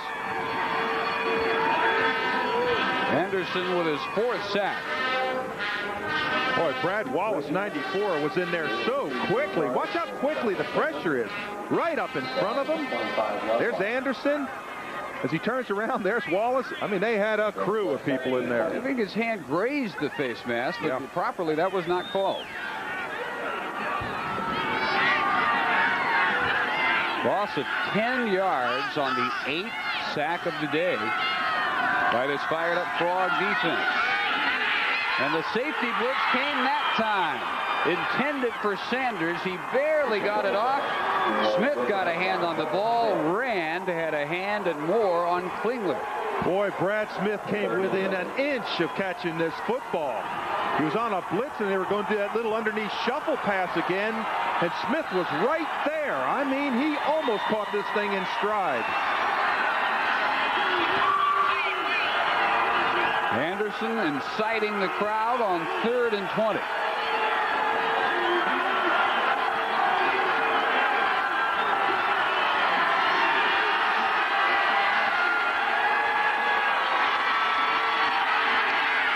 again, hurried, and again incomplete for Grant. Boy, TCU gambled that time. They sent 8 men on that blitz. 8 people. That means they left 3 one-on-one coverage, and they were able to get to them. Watch the number of purple shirts coming into your picture. You'll see them all over the place. They just took a chance. There's Collins in his face. They took a chance that they could get to him. Now, if I'm a punter on Houston, I want to get this one off. High snap, Langston running for his life. At the 17, they get him again. I can't believe it. Well, at least he caught this one. What a day Langston has had. He's a decathlete. He was 3rd in the conference in the decathlon. He is a good athlete, but look what he has had happen today. First kick goes 32, fumbles a snap, runs into the punter, tackle before the punt. John Jenkins sees this 7-point lead in real jeopardy now. Well, in fairness to him, that was a very high snap. And when he brought it back down, the pressure was right in front of him. He really didn't have much to do on that play. There wasn't much of a way he could bail himself out of that troubled spot. Give us to Modkins. Got outside, inside the 10. There's some quick feet. Eric Blunt chased him out. Out of bounds. Well, they always say speed kills, and that's the difference right there. Modkins was, when he was going inside, he was going to get no yardage. He kicked on those little afterburners and got outside and picked up about 8, almost 9 yards. About 8 yards on that play.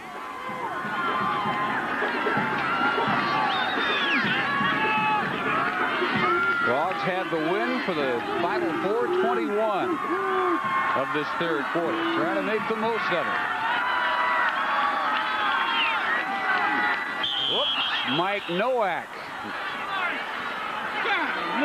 giving himself a hard time. Boy, and there's no, see, look at Jim Wacker's response. Oh, man. There is no penalty that kills an offense more than a 5-yard penalty when you're inside the 10-yard line. Still 2nd down. And you take a 5-yard jaunt backwards, and it's just a mental mistake. TCU not burned all that badly by penalties, yardage-wise, but their timing has been particularly poor. A&M adding a score. Dickens in motion. Vogler overthrows Shipley. It'll be 3rd and 7.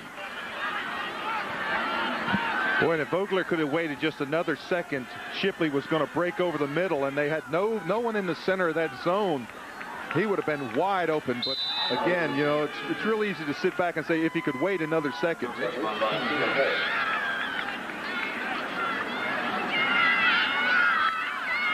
Might keep an eye on Shipley, the best target at 6'5". They send him short side, top of your screen. Alvarez right. Play action for Vogler. Throws right, caught at the 8-yard line. Blackwell. And that ties the NCAA career record. Well, I was just going to say, you said you'd go to Shipley. I thought to myself, I think I might keep Blackwell in mind also. He did not get the first down, but he did get his 8th catch. Yeah, now watch, see his drive off, he just runs through, but what great concentration to bring that football in. One of the problems they have, though, they're on the right hash mark for a field goal try. And most field goal kickers in this situation have a tendency to hook the football. 25-yarder Wilkinson, just 7 of 18. And it's a fake. Blackwell inside the 5. Touchdown. Kelly Blackwell. And Dave, that's a reception, too. Even though it's behind the line, it's a pass. That's it. That's the record. And what a way to set that record on a fake field goal to your tight end that's had such a marvelous career. And they throw it on. It's almost like a shuffle pass underneath to the wing. And that's the position that Blackwell plays on that play. He's the wing, the up wing. So when the ball is snapped, he just comes in motion. He gave that ball to his quarterback, and Matt Vogler takes it to the sideline, and he'll put it in a safe place before it goes into the trophy mantle. Now Wilkinson will kick, and it's tied at 35. Well, 2 weeks ago, you wouldn't have given Blackwell a chance to get this record. See him on the wing right there? They're right behind him, but he just has that speed, puts that head down, shakes off a couple people, dives into the end zone. Again, he's the wing back, the up man on the outside, the right of your screen. Watch him go in motion. There he's in motion. There's the shuffle pass to him. And around he comes and into the end zone. They are greeting Kelly Blackwell like the hero he has just become. Boy, what an emotional moment for the NCAA's all-time pass-catching tight end. Well, Kelly Blackwell will continue to get well-deserved congratulations for setting the NCAA record. He has done it despite badly injured ribs these last couple of weeks. And how appropriate that it comes in a game-tying touchdown on a fake field goal. Deacon's kick returned by Perry to the 25-yard line. What a career for Kelly Blackwell. And we asked him to reflect back on what he considers to be his highlights. Every year we have key people go down, and this year we're on a roll. If we had Leon Clay back there and a few other, Richard Woodley and Shipley was out the first couple games, and our defensive line also. I mean, it could be a totally different season, and this wouldn't necessarily be our last game, and which it is, but it's been disappointing in that respect, but otherwise it's been a great career. I mean, I love it. I love every minute of it, and I would have no regrets whatsoever. All over the superback Sanders, and the TCU defense feeding off the energy that surrounded that record catch for Blackwell.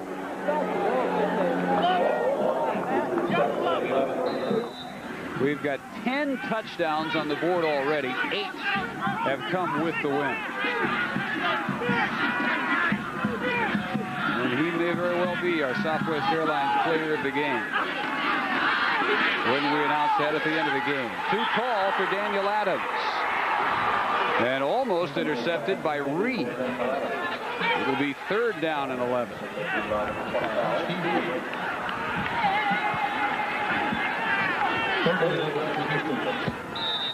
2:45 in the 3rd quarter. Boy, this was really an important series for Houston. They need to get something going to take the momentum away from TCU. If they don't make this first down, they're going to have to punt again into that wind. Smith giving chase, and Collins, and it'll be 4th down. On the keeper. What I can tell you right now is the punter jogs out here. Boy, is he concentrating on the fundamentals. Catch the football, get it off quick. I can promise you one thing, if there's another block punt for John Jenkins, he's going to have a heart attack over there.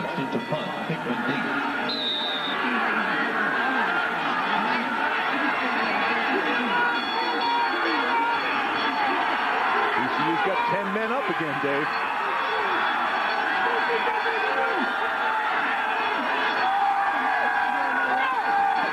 Good snap, got it off.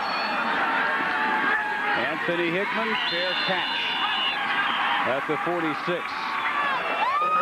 Well, we're joined by guys who got to be a little nervous about things long about now. The University of Houston Athletic Director Rudy Davalos joins us in the booth. And what a game of momentum swings this has turned into. Well, whoever has that win scores points. I think you mentioned 8 out of the 10 touchdowns have been scored with the win. I'm not too excited about this. When you're 5-5 and you're hoping for a lot better things. We've played very erratic today. Have looked very good at times and have looked poorly. I was very proud of Kelly Blackwell on his career catch.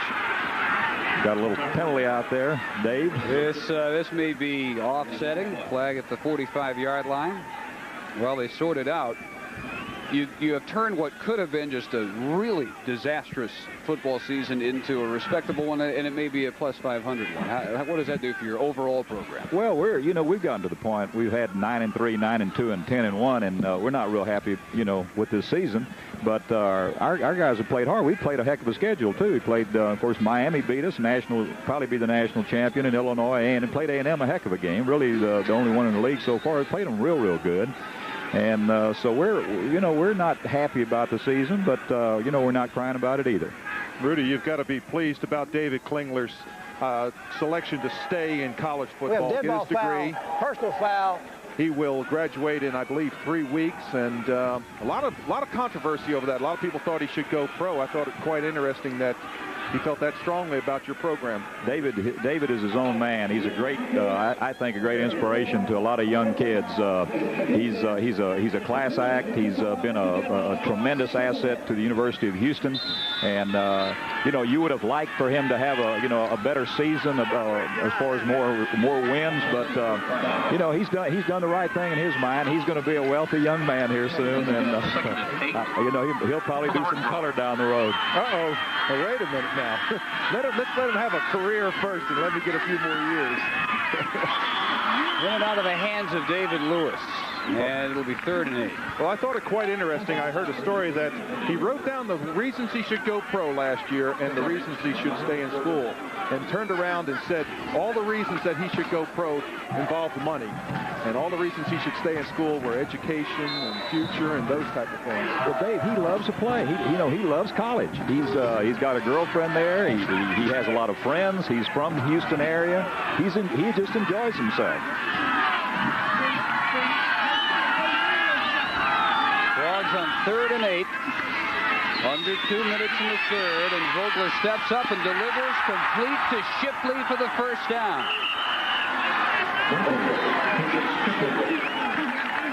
This is old style Southwest Conference aerial circus football today.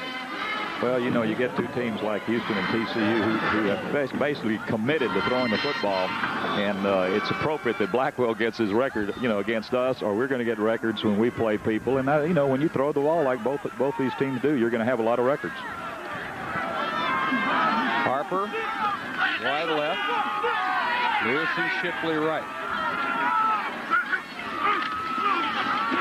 As Modkins met immediately by Glenn Cadrez.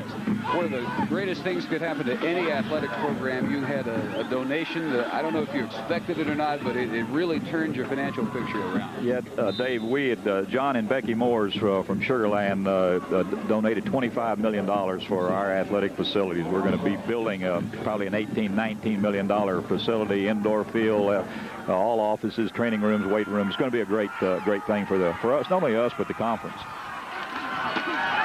Vogler play action. Ball deflected by Cadrez. And bring up 3rd down and 8. We appreciate you coming up here and weathering the wind with us. Well, my old days with you as a color analyst for the Mavericks, we used to be indoors. I think when it gets this cold, I'm ready to go to basketball. Would you push through that NCAA rule that everybody has to have a dome stadium by the turn of the century? Yes, we'll see what we can do. Get working on that. Thanks for coming up. Yeah, you bet. Good to be with both of y'all. Rudy Davalos, U of H Athletic Director.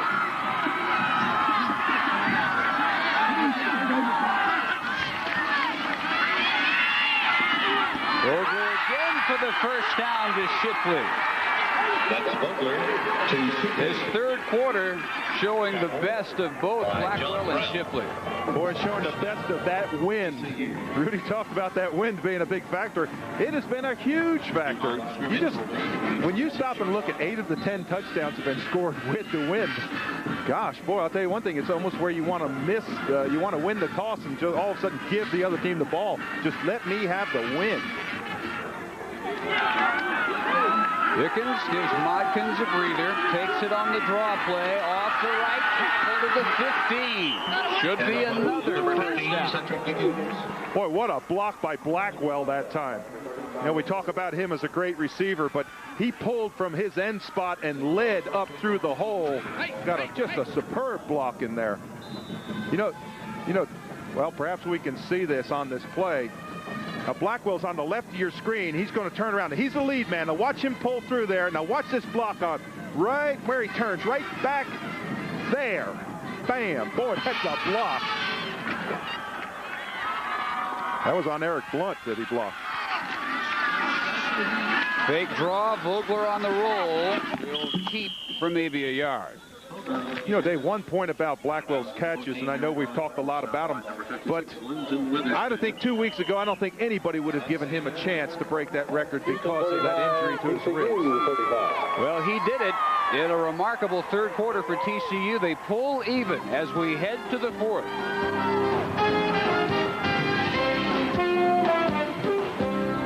We'll see what TCU can do into the wind in the fourth quarter. 80% of the points have come with it. 2nd and 9 at the Cougar 14. And Vogler has Blackwell inside the 1-yard line. It'll be 1st and goal. Tyrone Davis prevented the touchdown. Well, why not go to the surest hands on this football team, and that's Kelly Blackwell. It'll be 1st and goal for TCU. Again, he just seems as if he just kind of sneaks out there. Watch Vogler just kind of throw it out to him easy. Look how wide open he is. Then he's the big man to bring down. He carries it all the way down to the 1-yard line. And again, TCU misses the snap count. Boy, that really hurts when you jump off sides down here. Now, a lot of times you really have to concentrate on that snap count because the defensive players are yelling out different signals and things like that. You can't mistake that for your snap count. False start on the offense. Replay 1st down. That was on Barrett Robbins, who is a backup offensive tackle. Third quarter stats. Still a clearly significant edge in total yards for Houston. But TCU, after trailing 35-21, threatening to take the lead in the 1st minute of the 4th quarter. 640 yards passing. 1st and goal back at the 6. Modkins up the middle to the lip of the cup, and it'll be 2nd down. Now that's the difference that TCU has over Houston, is that they run a lot stronger. In here, they've got that little Modkins who can kind of sneak through there or bounce outside. He picks up good yardage here. Look at those eyes. See those eyes concentrating on where he's going? Gets a good handoff. Find those big linemen. Just get behind them. Put that head down. Squeeze that football. And he's down to the 1-yard line.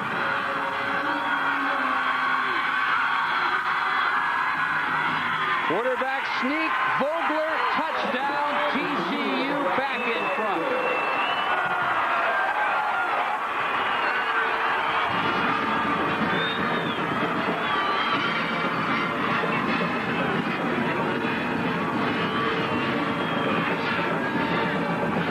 Dave, all year, Morse and Marsh, the center and the right guard, have graded out the highest. They're their 2 strong men in there. Morse is the junior, the center, Marsh the senior. That time Vogler just got down behind him and said, "Big boys, just clear me away," and he just drove into that end zone.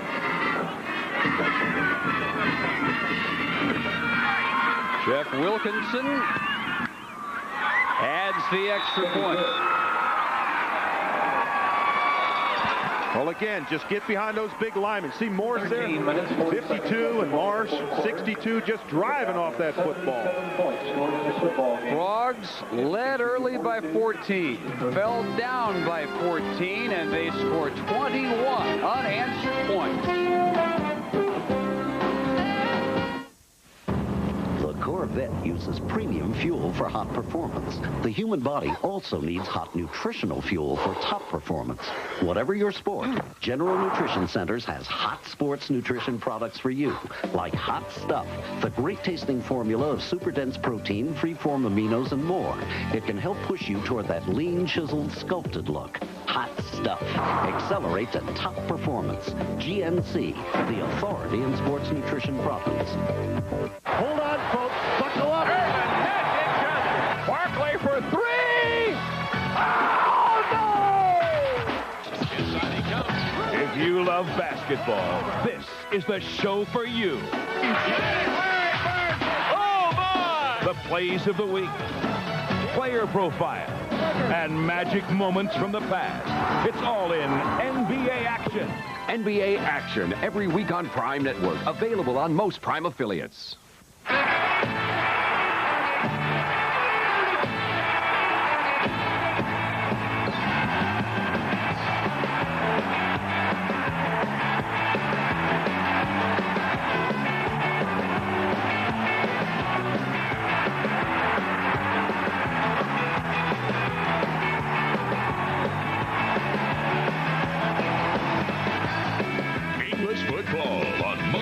Prime Network affiliates. The Whacker Gang's packing a triple shoot, but Sheriff Joe and Deputy Dobson are guarding the cotton trade. Horny toads and bars shoot it out. This weekend on Prime Network, available on most Prime affiliates. Smart.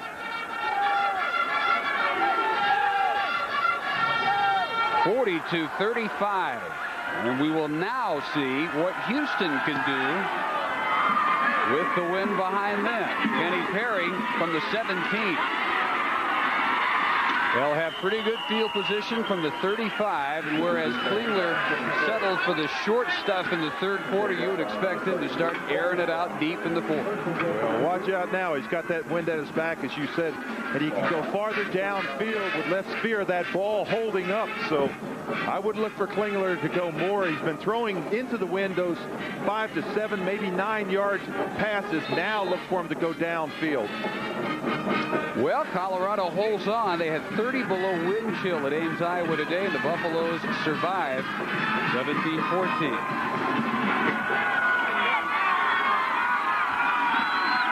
Fake short, looks deep, goes deep, too deep. And he had a wide open Fred Gilbert. That's more the way he looked when the game started. Well, yes, he took that quick flash action where he just does that little pump fake. But that's one he'd love to have back because he was wide open down the seam. He just missed him on that play. And he drilled it. One of the best things he does is throw the deep ball with touch, but no touch on that one. No, that was a rocket right down the pipe.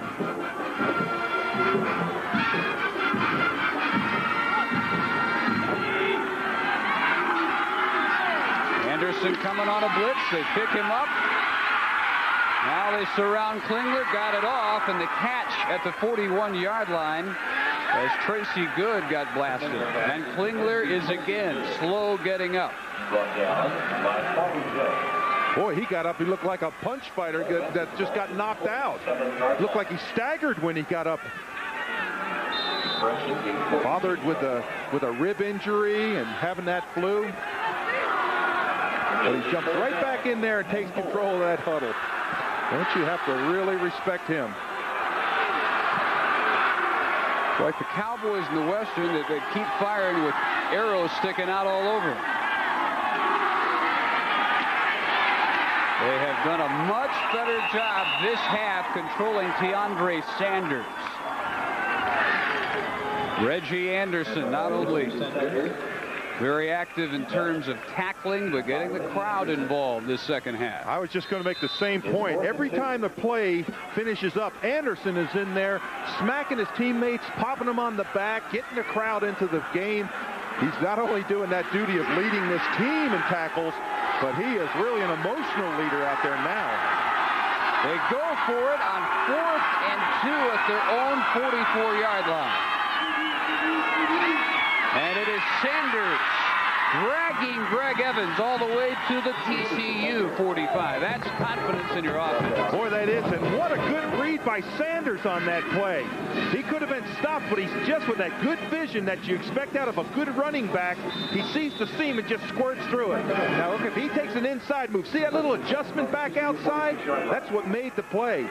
If he doesn't make that adjustment, he runs smack into the defensive tackle.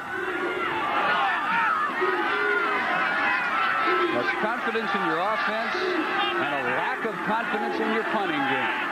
Both on display for John Jenkins here. Short toss, Gilbert up the side, close for a first down. They mark him out at the 38. Anderson chased him out over there. Boy, that speed of Gilbert and that wide out, that cornerback's off 7-8 yards. And he just refuses to come up and to close on him for fear that the long bomb is going to come. Another quick toss, incomplete, and it was intended for Ron Peters. First time they've thrown to Peters today. Well, they didn't even see Peters out there. There's a flag down on the play on this side, but Peters, it almost as if he had snuck out there. There was no coverage whatsoever on him. If he's able to catch that football, he goes downfield for a touchdown. But it would have been called back because the penalty is going to be against Houston. We have a legal motion on the offense. Penalties decline. Third down. Boy, They'll look at this on film and just absolutely cringe when they see how open he was, or would have been. Oh, the corner had not even gone out there with him. The corner had, you see him at the top of the screen now, but on the last play, he wasn't even out past the numbers.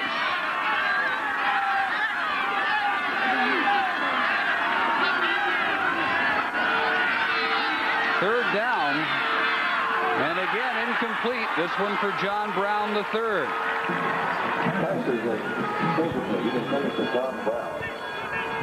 JB3, one of 3 JBs on this team. The other 2 are DBs. Boy, you got to catch that pass. That has got to be a completion.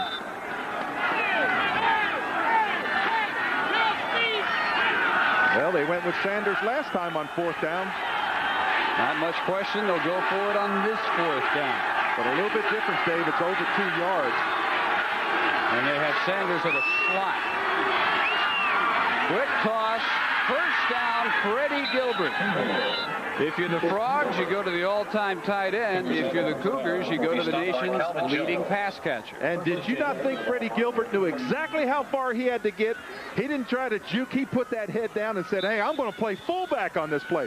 Watch how quickly. Now watch Gilbert. I got to get up to that stripe, put that shoulder down, and just drive up there. Smart play by a veteran player. Alvin Jones on the tackle. 11 minutes to go. And dropped by Verlin Brown. Now they're wearing gloves. Was that having an effect? Well, it does and it doesn't. The gloves are also made of leather, and they get hard. Now, they do have these rubberized gloves inside. But is it keeping their hands warm? Well, it's keeping their hands warm, but a lot of times the surface of the ball is slicker, and when it meets that glove, it has a tendency just to kind of smack out. So you're warmer, but you're slippery, too. That's right.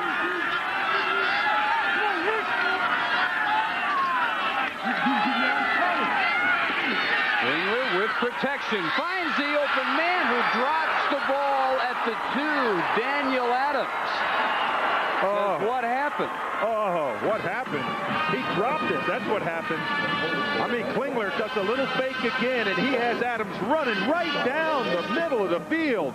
Watch him, number 2. Now watch, you're not even going to see anybody even near him. Look at this. There's nobody within 10 yards of him, and he drops the football. Now, one of the things he did wrong there, tried to catch it against his body instead of reaching out with those hands and catching it away from his body.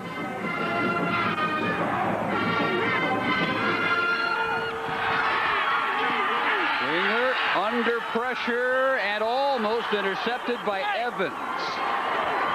Evans was the man in the neighborhood of Adams on the previous play, whose footsteps Adams may have heard. Again, slow getting up Klingler, but he does get up. And it's 4th and 10. Well, that time Grant broke off his pattern. I don't know why Grant broke off, but he ran about a 10-yard pattern and just stopped. And that allowed Evans to recover back and help in the coverage. They tried a 61-yarder in the first half, and the first man ever to hit the 400-point mark will try a 50-yarder here. They're 1 minute short. They better call timeout, and they do. Jim Herndon was the true freshman racing onto the field, but they still had to burn a timeout. Each team with 2 timeouts. That much time left in a barn burner in Fort Worth. Has made his decision on 4th down and 10 with 10:49 to play. Once upon a time, they led this game 35-21. That was 21 TCU points ago. His decision still to go for the 50-yarder. Perry holding. Anderson kicking. And it is good. He sounded like a golfer. He said, get left. I know. With this downfield mics on the field, you can hear him say, get left on that kick. And sometimes the ball, sometimes it listens to. Well, you think his godfather, Roman Gabriel's happy? Of course, his dad was a backup to Roman Gabriel. So Houston, again with the win, back to work, and it's a 4-point lead. You know, one thing about Anderson that's really been interesting is this season when they made the goalpost narrower, he started kicking at 9-foot wide goalposts. So it really hasn't affected him. Another Houston innovation. That's something that kickers around the country ought to pick up on. All the guys who've been bothered by this, they say, and they're correct, you know, the middle hasn't moved. If you still aim for the middle, you're okay. But statistically, a big drop in field goal accuracy this year. But not for Roman Anderson. He is steady as usual.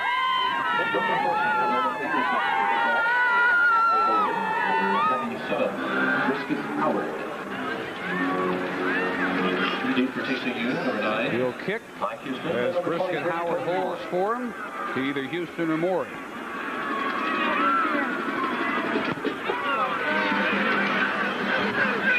Out of all of this one, Morey for the touchback 8-yard seat.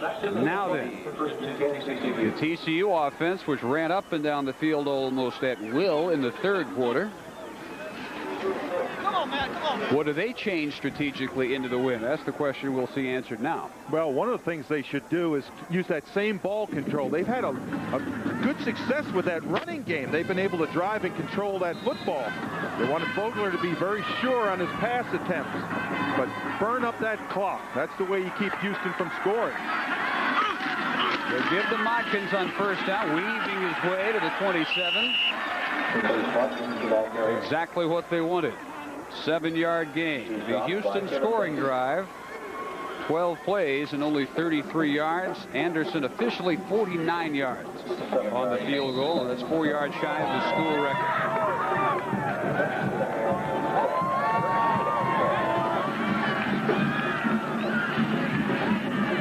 Clock rolling at 10:13. 2nd and 3. Modkins again. He got smacked hard and then carried Nigel Ventress forward for maybe an extra yard or two. It'll be 3rd and 2. Last year, Houston 56-35. This year, total combined yards 684. It's about 500 fewer than they combined for last year. 12 scoring drives of less than 445 this year. 12 of less than 140 last year. Quarterback sneak. I don't know if Vogler got it. Going to be real close. Boy, that was an interesting call. I think I would have given it back to Modkins again. Vogler stretched. I don't think he made the first down. It looks as if he had to make the 30-yard line, and the ball is short. Watch here. Just get that ball, get behind that center. But this time he comes up, I think, a little bit short. If he is, big decision by Jim Wacker. Does he go for it on 4th down? Evidently so. Oh, boy. Now watch Vogler try to draw him off sides with that voice inflection.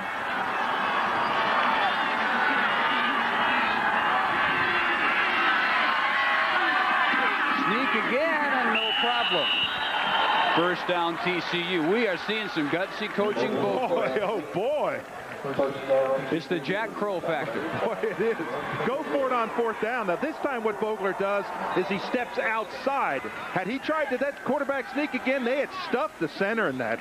But he steps outside. Watch. Step to the right, outside that guard, and find that seam. Crow going for it on 4th down at his own 19 for Arkansas against Texas. Evidently starting a trend around this conference.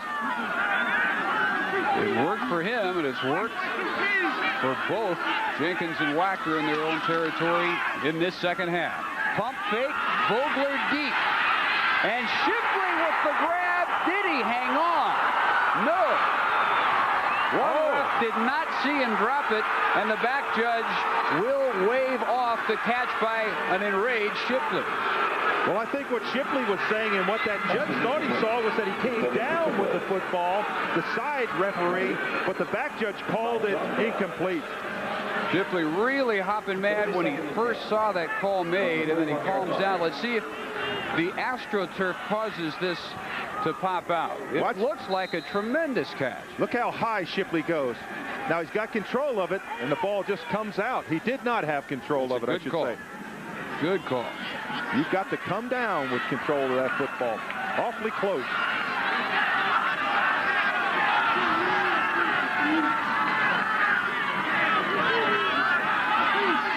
Cougars load up with 6 on the line.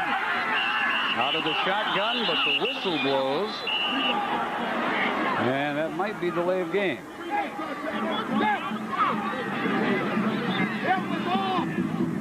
Well, see what he's saying, what Jim Wacker's saying? Wait a minute, the clock was off. It wasn't working. And TCU will call time. And evidently not suffer a 5-yard mark-off. We'll take time out with that much time remaining.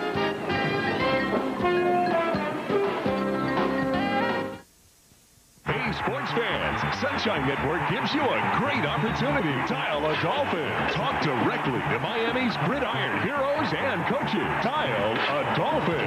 See the game through their eyes. Dial a Dolphin. Look back at last Sunday and look ahead to this Sunday. Dial a Dolphin. You make the call every Monday night. Dial a Dolphin. Miami Dolphins Monday Night Magazine. Brought to you in part by Olive Garden and Sound Advice. At the Olive Garden Italian restaurant, we speak a different language. We have no words for can't, and won't, and impossible. No phrases for a little less, or not too much. In fact, we don't know the meaning of enough. Some would say speaking a different language can make all the difference in the world. The Olive Garden Italian restaurant, where all the best of Italy is yours. A lot of cars are taking aim at the imports these days. Well, one American car is very much on target. Buick. Here's their latest hit, the all-new 1992 Skylark. Completely redesigned with more power and advanced features like standard anti-lock brakes. Skylark for 1992. It's got everything you've been looking for. Plus the one thing only Buick can offer you. Buick quality.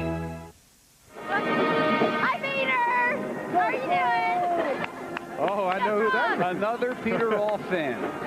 They are everywhere. Be sure to join Raycom Saturday night, December 28th for Blockbuster Bowl 2 from Joe Robbie Stadium in sunny South Florida. The 8th-ranked Alabama Crimson Tide will take on the Big 8 runner-up Colorado, Oklahoma, or Nebraska in the Blockbuster Bowl Saturday night, December 28th on Raycom. Peter Rolfe, by the way, our boss, executive producer of Raycom, and a legend here in Fort Worth. 8:29 to play. Option pitch. Modkins turns it up to the 38-yard line. It'll be 3rd and 3. Ventress on the tackle. Iowa starting to open it up on Minnesota. Arkansas still shutting out the Owls. Washington State by 1, second quarter. That would be a huge upset. That won't happen. That will not happen. This is one. That they cannot do. Incomplete. They went for Blackwell, who thought he was interfered with by Tyrone Davis. But a clean deflection, and it's 4th and 4. And look at Blackwell walk over there and say, he was on my back. It was awfully close coverage. Let's see if we perhaps can see how close the coverage was. Watch when the ball is thrown. Now watch the coverage. No, he's not on him. He steps in front of him and doesn't put that back hand on. That's just an excellent play. Deacon again, very short kick, does get the roll. And Steve Harris on his knees at the 29-yard line. Those who have come to Amon Carter Stadium have seen one of the better shows in college football this year. At 7:46 still to go as we return after this from Southwest Airlines.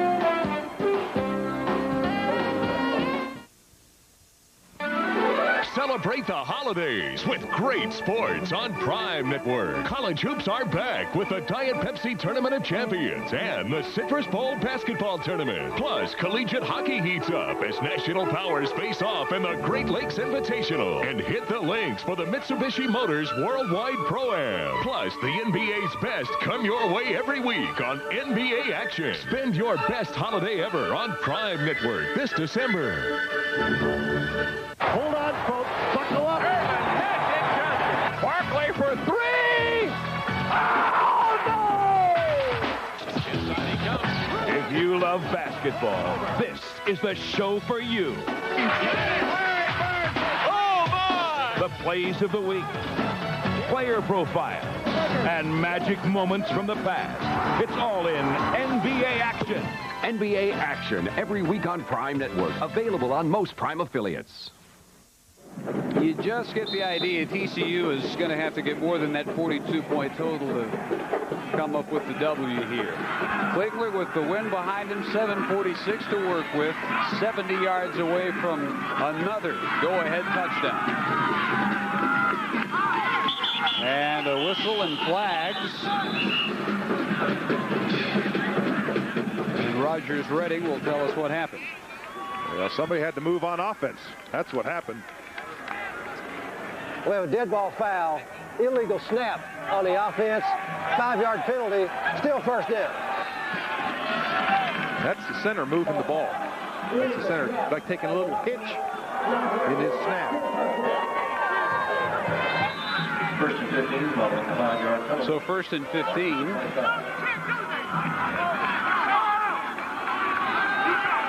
Klingler could get over the 400-yard mark on this drive if he can still stand up. Moulton came, Bolden came, and Vincent Pryor helped out against Klingler, and again he pops up. I want to tell you, he has got to be one tough person. For him to take this pressure and to go down this number of times, he is just, boy, he is a super tough person back there, quarterback. That's 9 TCU sacks today. And they're coming again. Shovel pass, Sanders. Spins off contact to the 35. And on 2nd and 23, he gives them 18 of the 23 before Rand and Jones finally make the tackle. Boy, and when the coaches tell you to wrap them up, they mean wrap them up, and this is exactly what happens. They don't wrap them up. Look right there. You just keep your arms on them. That was Evans that went down, and he could have stopped about a 2-yard gain. Instead, he gets a big gain. East Carolina trailed in that one for a while, still scoreless in Austin. Klingler keeping battered again. Will not have the first. Now will Jenkins go for it again in his own territory on 4th down. Boy, I hate to think that's a design play when I've got Sanders back there finding those holes. Big decision here for John Jenkins. He's saying, hey, we're taking a page out of Jim Wacker's book, and we're going to go for it too. Well, Wacker took one out of Jenkins' book. Who took one out of Crow's book. And on 4th and 2, here they come. Maybe Klingler can pull him off sides. If it's Roosevelt Collins off sides, I can promise they're going to be upset. But he's going to take a time out just to talk about it. Make sure they have the right play. 5:52 down to their final timeout. Stadium. Bungee jumping. I have no idea why anyone would want to do that, but they've been doing it all afternoon. And inside the stadium, after the Houston timeout, 5:52 to go, 4th and 3. And here come Klingler and the Cougars. Well, if it's me, I give the ball to Sanders. I let him find that little hole.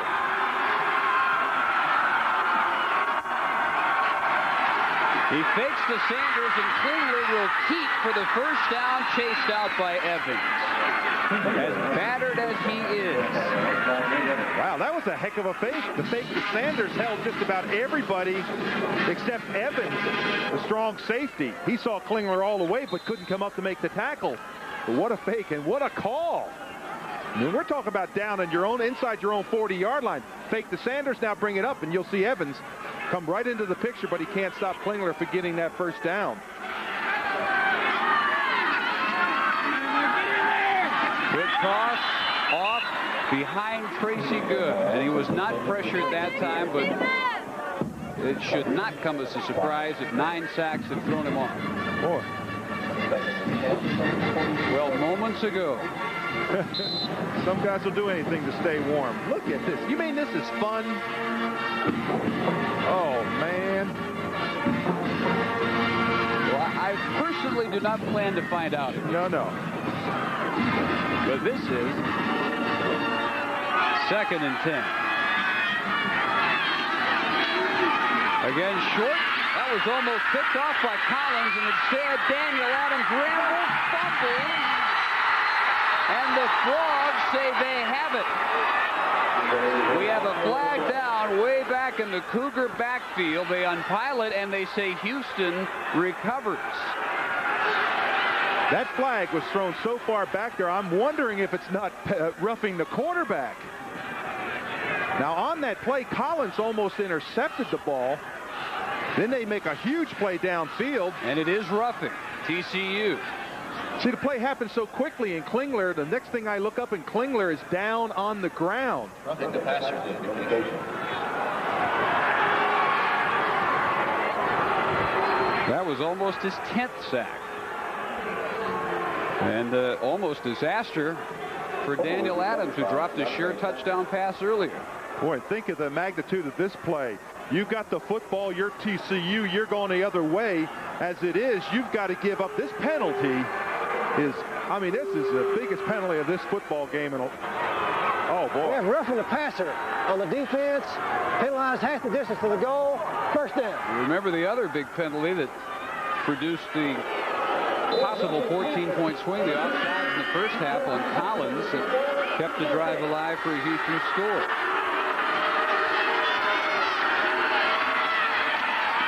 To the sideline, Verlin Brown. Making Tracy Good. Good out of bounds at the 7. Brandon Hickman over there with him. 5:17 to play. Baylor now knows who they will play in the Copper Bowl. It will be the Indiana Hoosiers. We showed you their victory over Purdue, and if Arkansas can hang on against Rice, they head for the Poland Weed Eater Independence Bowl. They've held Cobb to 89 yards so far. Into the end zone, almost a stretching grab for Marcus Grant. Well, Dave, I want to tell you, rarely do you see a quarterback that throws better on the run than Klingler. He just snaps that body, whether he's running left or right. Doesn't make a difference if he throws across his body, and he just drills it in there. That ball is about 3 inches from being caught, and he's running with the football and throwing it.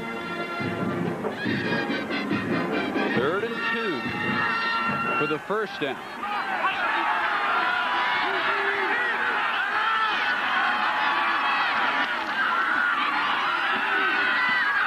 Inside the 5-yard line, it will be 1st and goal as Grant brings it in traffic. Well, that was close to a pick out there on the corner. You know the old basketball pick where you wipe off one guy? Watch this play right here. It's almost a pick. If 16 hits him, he hits him there, that's a pick. He doesn't. He comes inside of him and avoids him. And that's what doesn't allow the pick play, but close.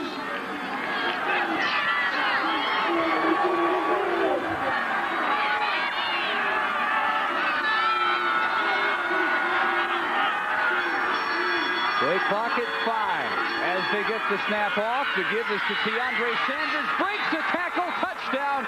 Houston back in front. Boy, that'll bring a smile to John Jenkins' face. And I haven't seen anybody bring down Sanders all day with one person. Alex Molina is the Frog who had a chance to stop him for a loss. They had him in the backfield. Really, at the point of attack, he is stuffed right at the point of attack, and he just bounces outside for that score. Anderson can give him a 3-point lead. This is, of all the extra points we've seen, the most critical of the day, and it's perfect. Well, again, Dave, watch Sanders at the point of attack. It's supposed to go right off the guard. Now, he gets in the pile there. You see Molina hit him. 99 is right there in front of him. Now, he just doesn't get tackled. He just bounces outside. Teandre Sanders brings Jenkins Cougars back. They're in front, but a lot of time left for Vogler. 38 to play. And after Roman Anderson's kick, TCU will hope for the best in terms of field position. Every yard so critical because of the wind factor.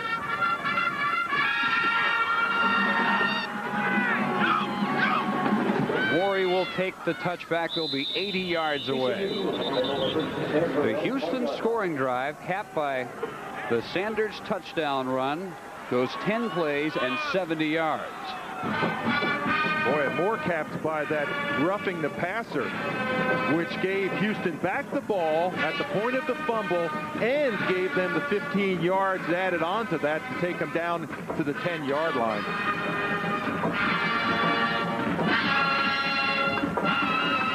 Modkins is the setback. Vogler's down all the way at quarterback, and on the draw play, Modkins weaving for about 3. Clinton, Weatherspoon, and Cadrez on the tackle. And a flag is down. That'll stop the clock at 4:32. Modkins today, 22 carries, 85 yards if this stands. We have offside on the defense. 5-yard penalty. Still first down. It won't. 1st and 5. Monday night, December 30th on Raycom. It's the Freedom Bowl from Anaheim, California. The Tulsa Golden Hurricane, which handed Texas A&M its only defeat this year, will face either San Diego State or BYU. Make plans now to join us December 30th for the Freedom Bowl. Vogler just does get it off, and it was slightly behind Blackwell and incomplete. You know, when I saw that promo about the Freedom Bowl, I thought of that San Diego State BYU game. Over 1,200 yards passing. The game ended in a 52-52 tie. Detmer brought him from 28 back in the second half in that game, and Vogler, who has played with the sore hip all day, looks like he might have again re-injured it, but stays in. You got to get him out of there with a lot more than one hit in this game. Across the 30 is Modkins. First down, Frogs. As we roll near 4 minutes remaining. Well, the fans are thinking about a 3-point tie. First of all, they don't know Jim Wacker. Secondly, they don't know the wind that we've got blowing here. I think they do know the wind, but we've talked a lot about it. There it is. It'll be right in the kicker's face. You're talking about a wind that would lessen a kicker's distance by at least 15 yards. Michael Jackson in motion. Option pitch. Modkins tripped up. That's a huge tackle. And Ryan McCoy prevented maybe 10 more yards at least for Modkins. He had that kind of room over there. Only twice this season has a TCU quarterback finished a game he started, and Vogler's 325 away from doing that. Last time a TCU quarterback made it through a season unscathed, Reuben Jones, 1983. 8 years. Plenty of time, incomplete. Shipley pretty well covered by John W. Brown. Really a huge play right now for Vogler. It's going to be 3rd down about 9. You can see him on the sideline getting ready to send in the play. Jim Wacker has a lot of influence on that. The coaches up in the booth here are signaling down also what type of play to run.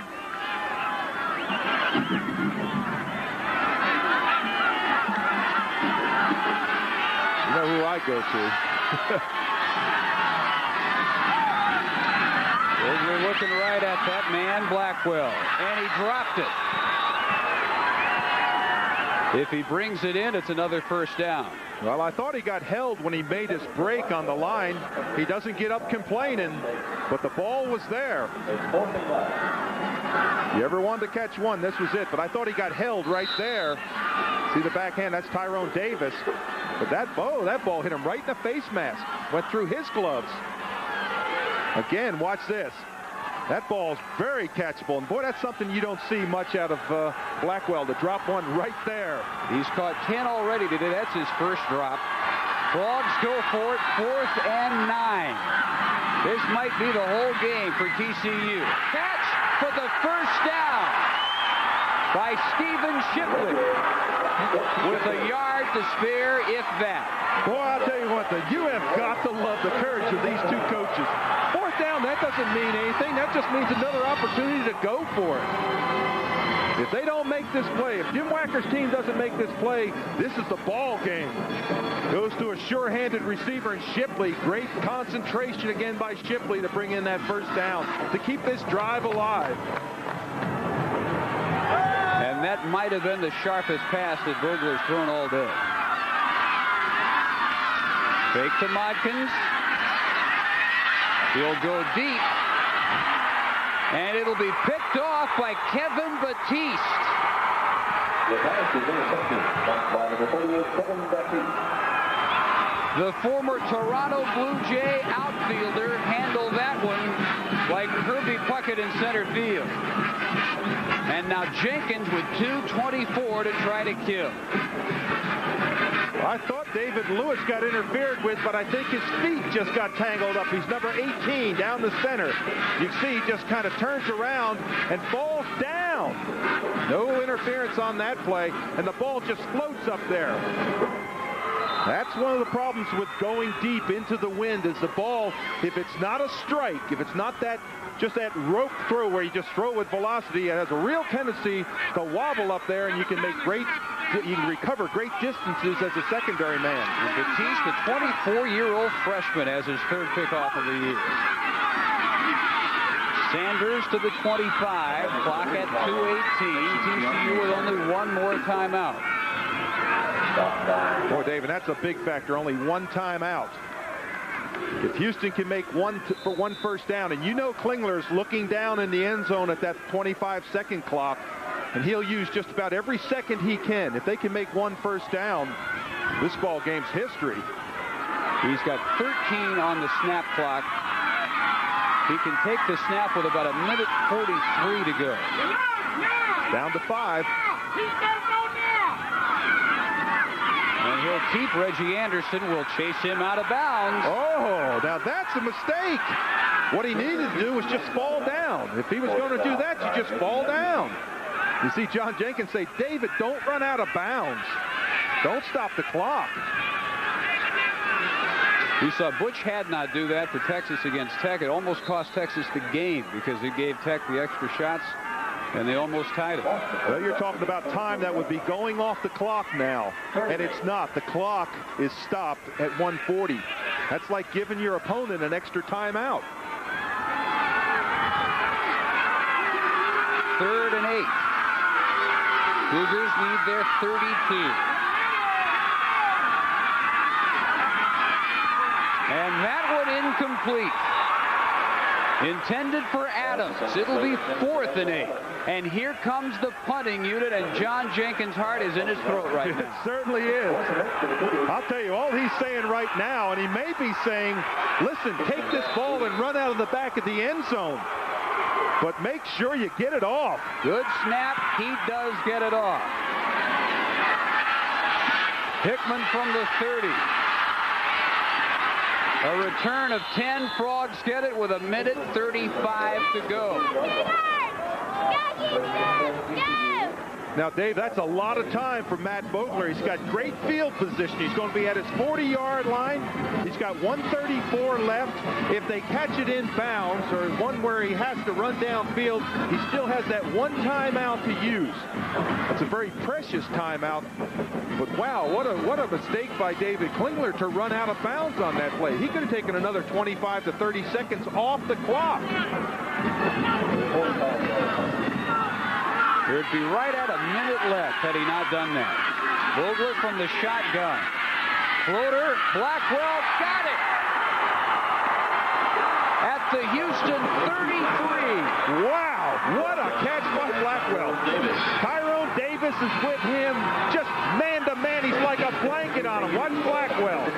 He runs with him. Now watch the concentration by Blackwell. High to get the football. The ball never bounces off his hands. He is just such a sure catcher of the ball. He is closing his career with a career performance. Vogler, pump fake, nothing but green ahead of him, and he'll slide to the 25. It'll be 2nd and short, and that hip can't feel real good after that. 1:04 and counting. Look at him getting up limping. He knows he's got to hurry, though.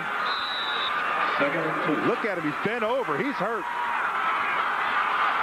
Wants to make sure Modkins has the play, and in turn, Alvarez gets it from Modkins.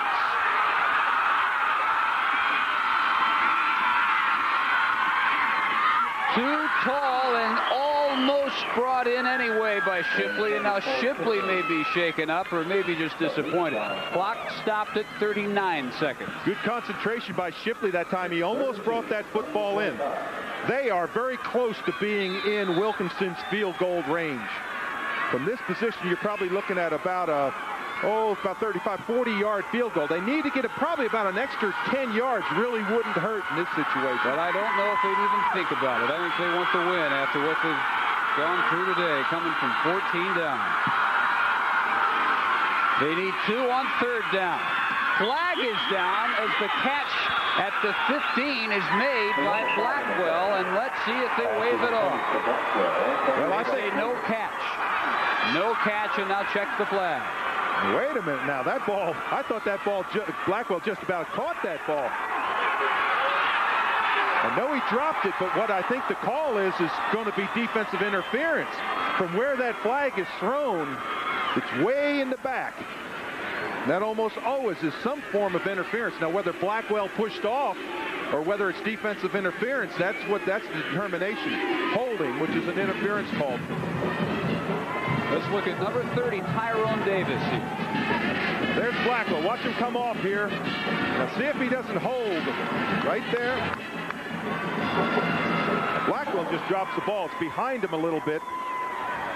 That might not have been the hold, but that didn't really look like holding to me. That looked like a good contact. Holding might have been at another position. But again, 1st down. Now they've got it on the 15-yard line. They're assuredly in field goal position at least. Pump fake. Vogler wants it all for Shipley. Caught. Touchdown.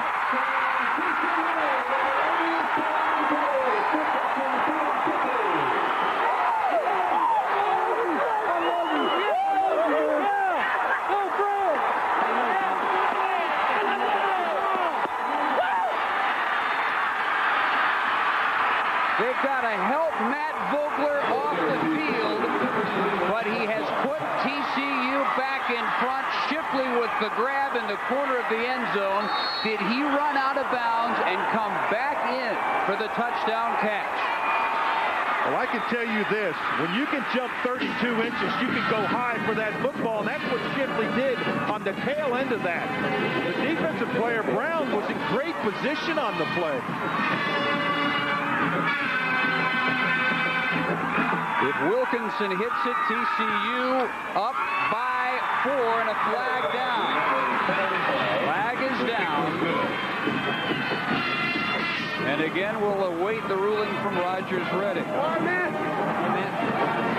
There's Vogler. Look at him. He's in a lot of pain. He never saw it. Well, he had one more pass in him. And he had a perfect strike to Shipley, but watch the pattern Shipley runs. Bottom of your screen. He's right down here at the base now. Watch and see if he goes out of bounds right there. He's out of bounds. He's out of bounds and then comes back in to catch the football. Yes, he goes high enough. He does come down with the football. That's that vertical leap. But hey, he was out of bounds. Wacker will take it. No questions asked. With 28 seconds to play, let's look at another dude. Dave, he wasn't even close to being in bounds. He's on the left of your screen. Watch how far out of bounds he is. Now right there, he's at least 2 steps out of bounds. It's not like he stepped on the line. The side judge is Bo Hicks. He's watching the flight of the ball. His head is cocked upward and not down to see Shipley run out of bounds. Clearly, Shipley should not have gotten the touchdown catch, but it's in the books. Way to go, baby! God dang, way to go! Way to go, Matt! Good job, Matt!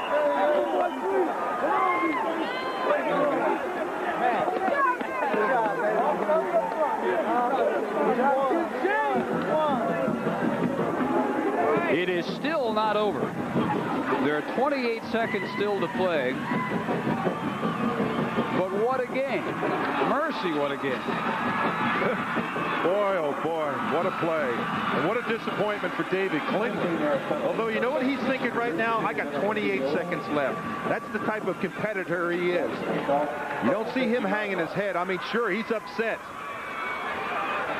But I can tell you this, he's got 28 seconds left, and he'll make the most of those 28 seconds. And because of that 15-yard mark off in the extra point, they'll kick from midfield. Highest losing score, Arkansas scored 44 in their loss to Tech last year. Houston's got 45. And it may not be enough in this one. Well, we had 91 points scored in this game last year. We've broken that. Deacon hangs it up. This is an excellent kickoff. Perry from his 3. To the 29-yard line with 23 seconds for Klingler to work with. All he needs is one good shot. He's down near the 28-yard line. Well, he has that one timeout, Dave, so that's got to help him a little bit. Obviously, he's got to go deep. Right now, you call upon your offensive line. He's used that little roll, that little strong side roll to get out of the pressure. He needs to do that. He needs to have his offensive line and get him a lot of time. Look for Grant going downfield long. They are 72 yards away.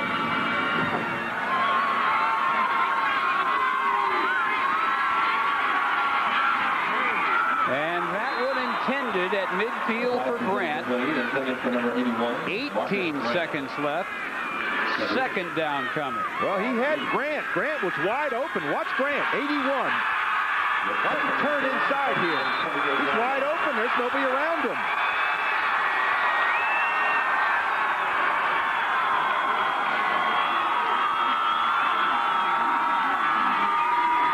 Again, no pressure. Klingler airing it out for all he's worth. Intercepted. Greg Evans.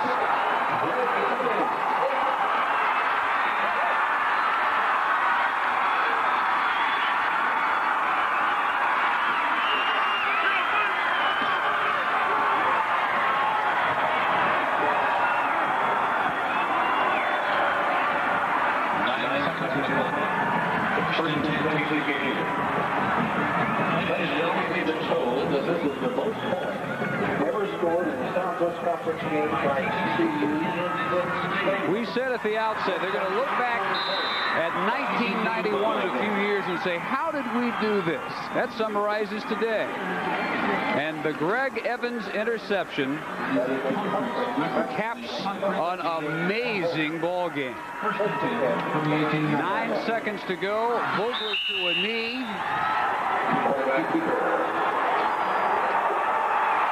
And it is all over at Amon Carter Stadium.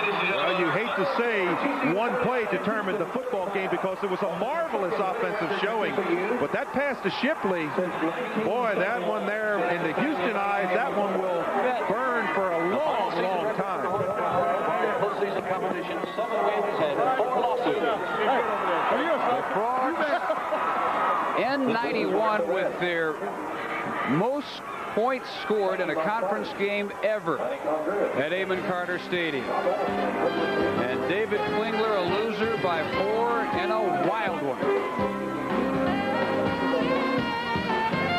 Is Kelly Blackwell, who ends his career as the NCAA all-time tight end reception leader with 181. 11 today for 124 yards. And he's going to savor this one.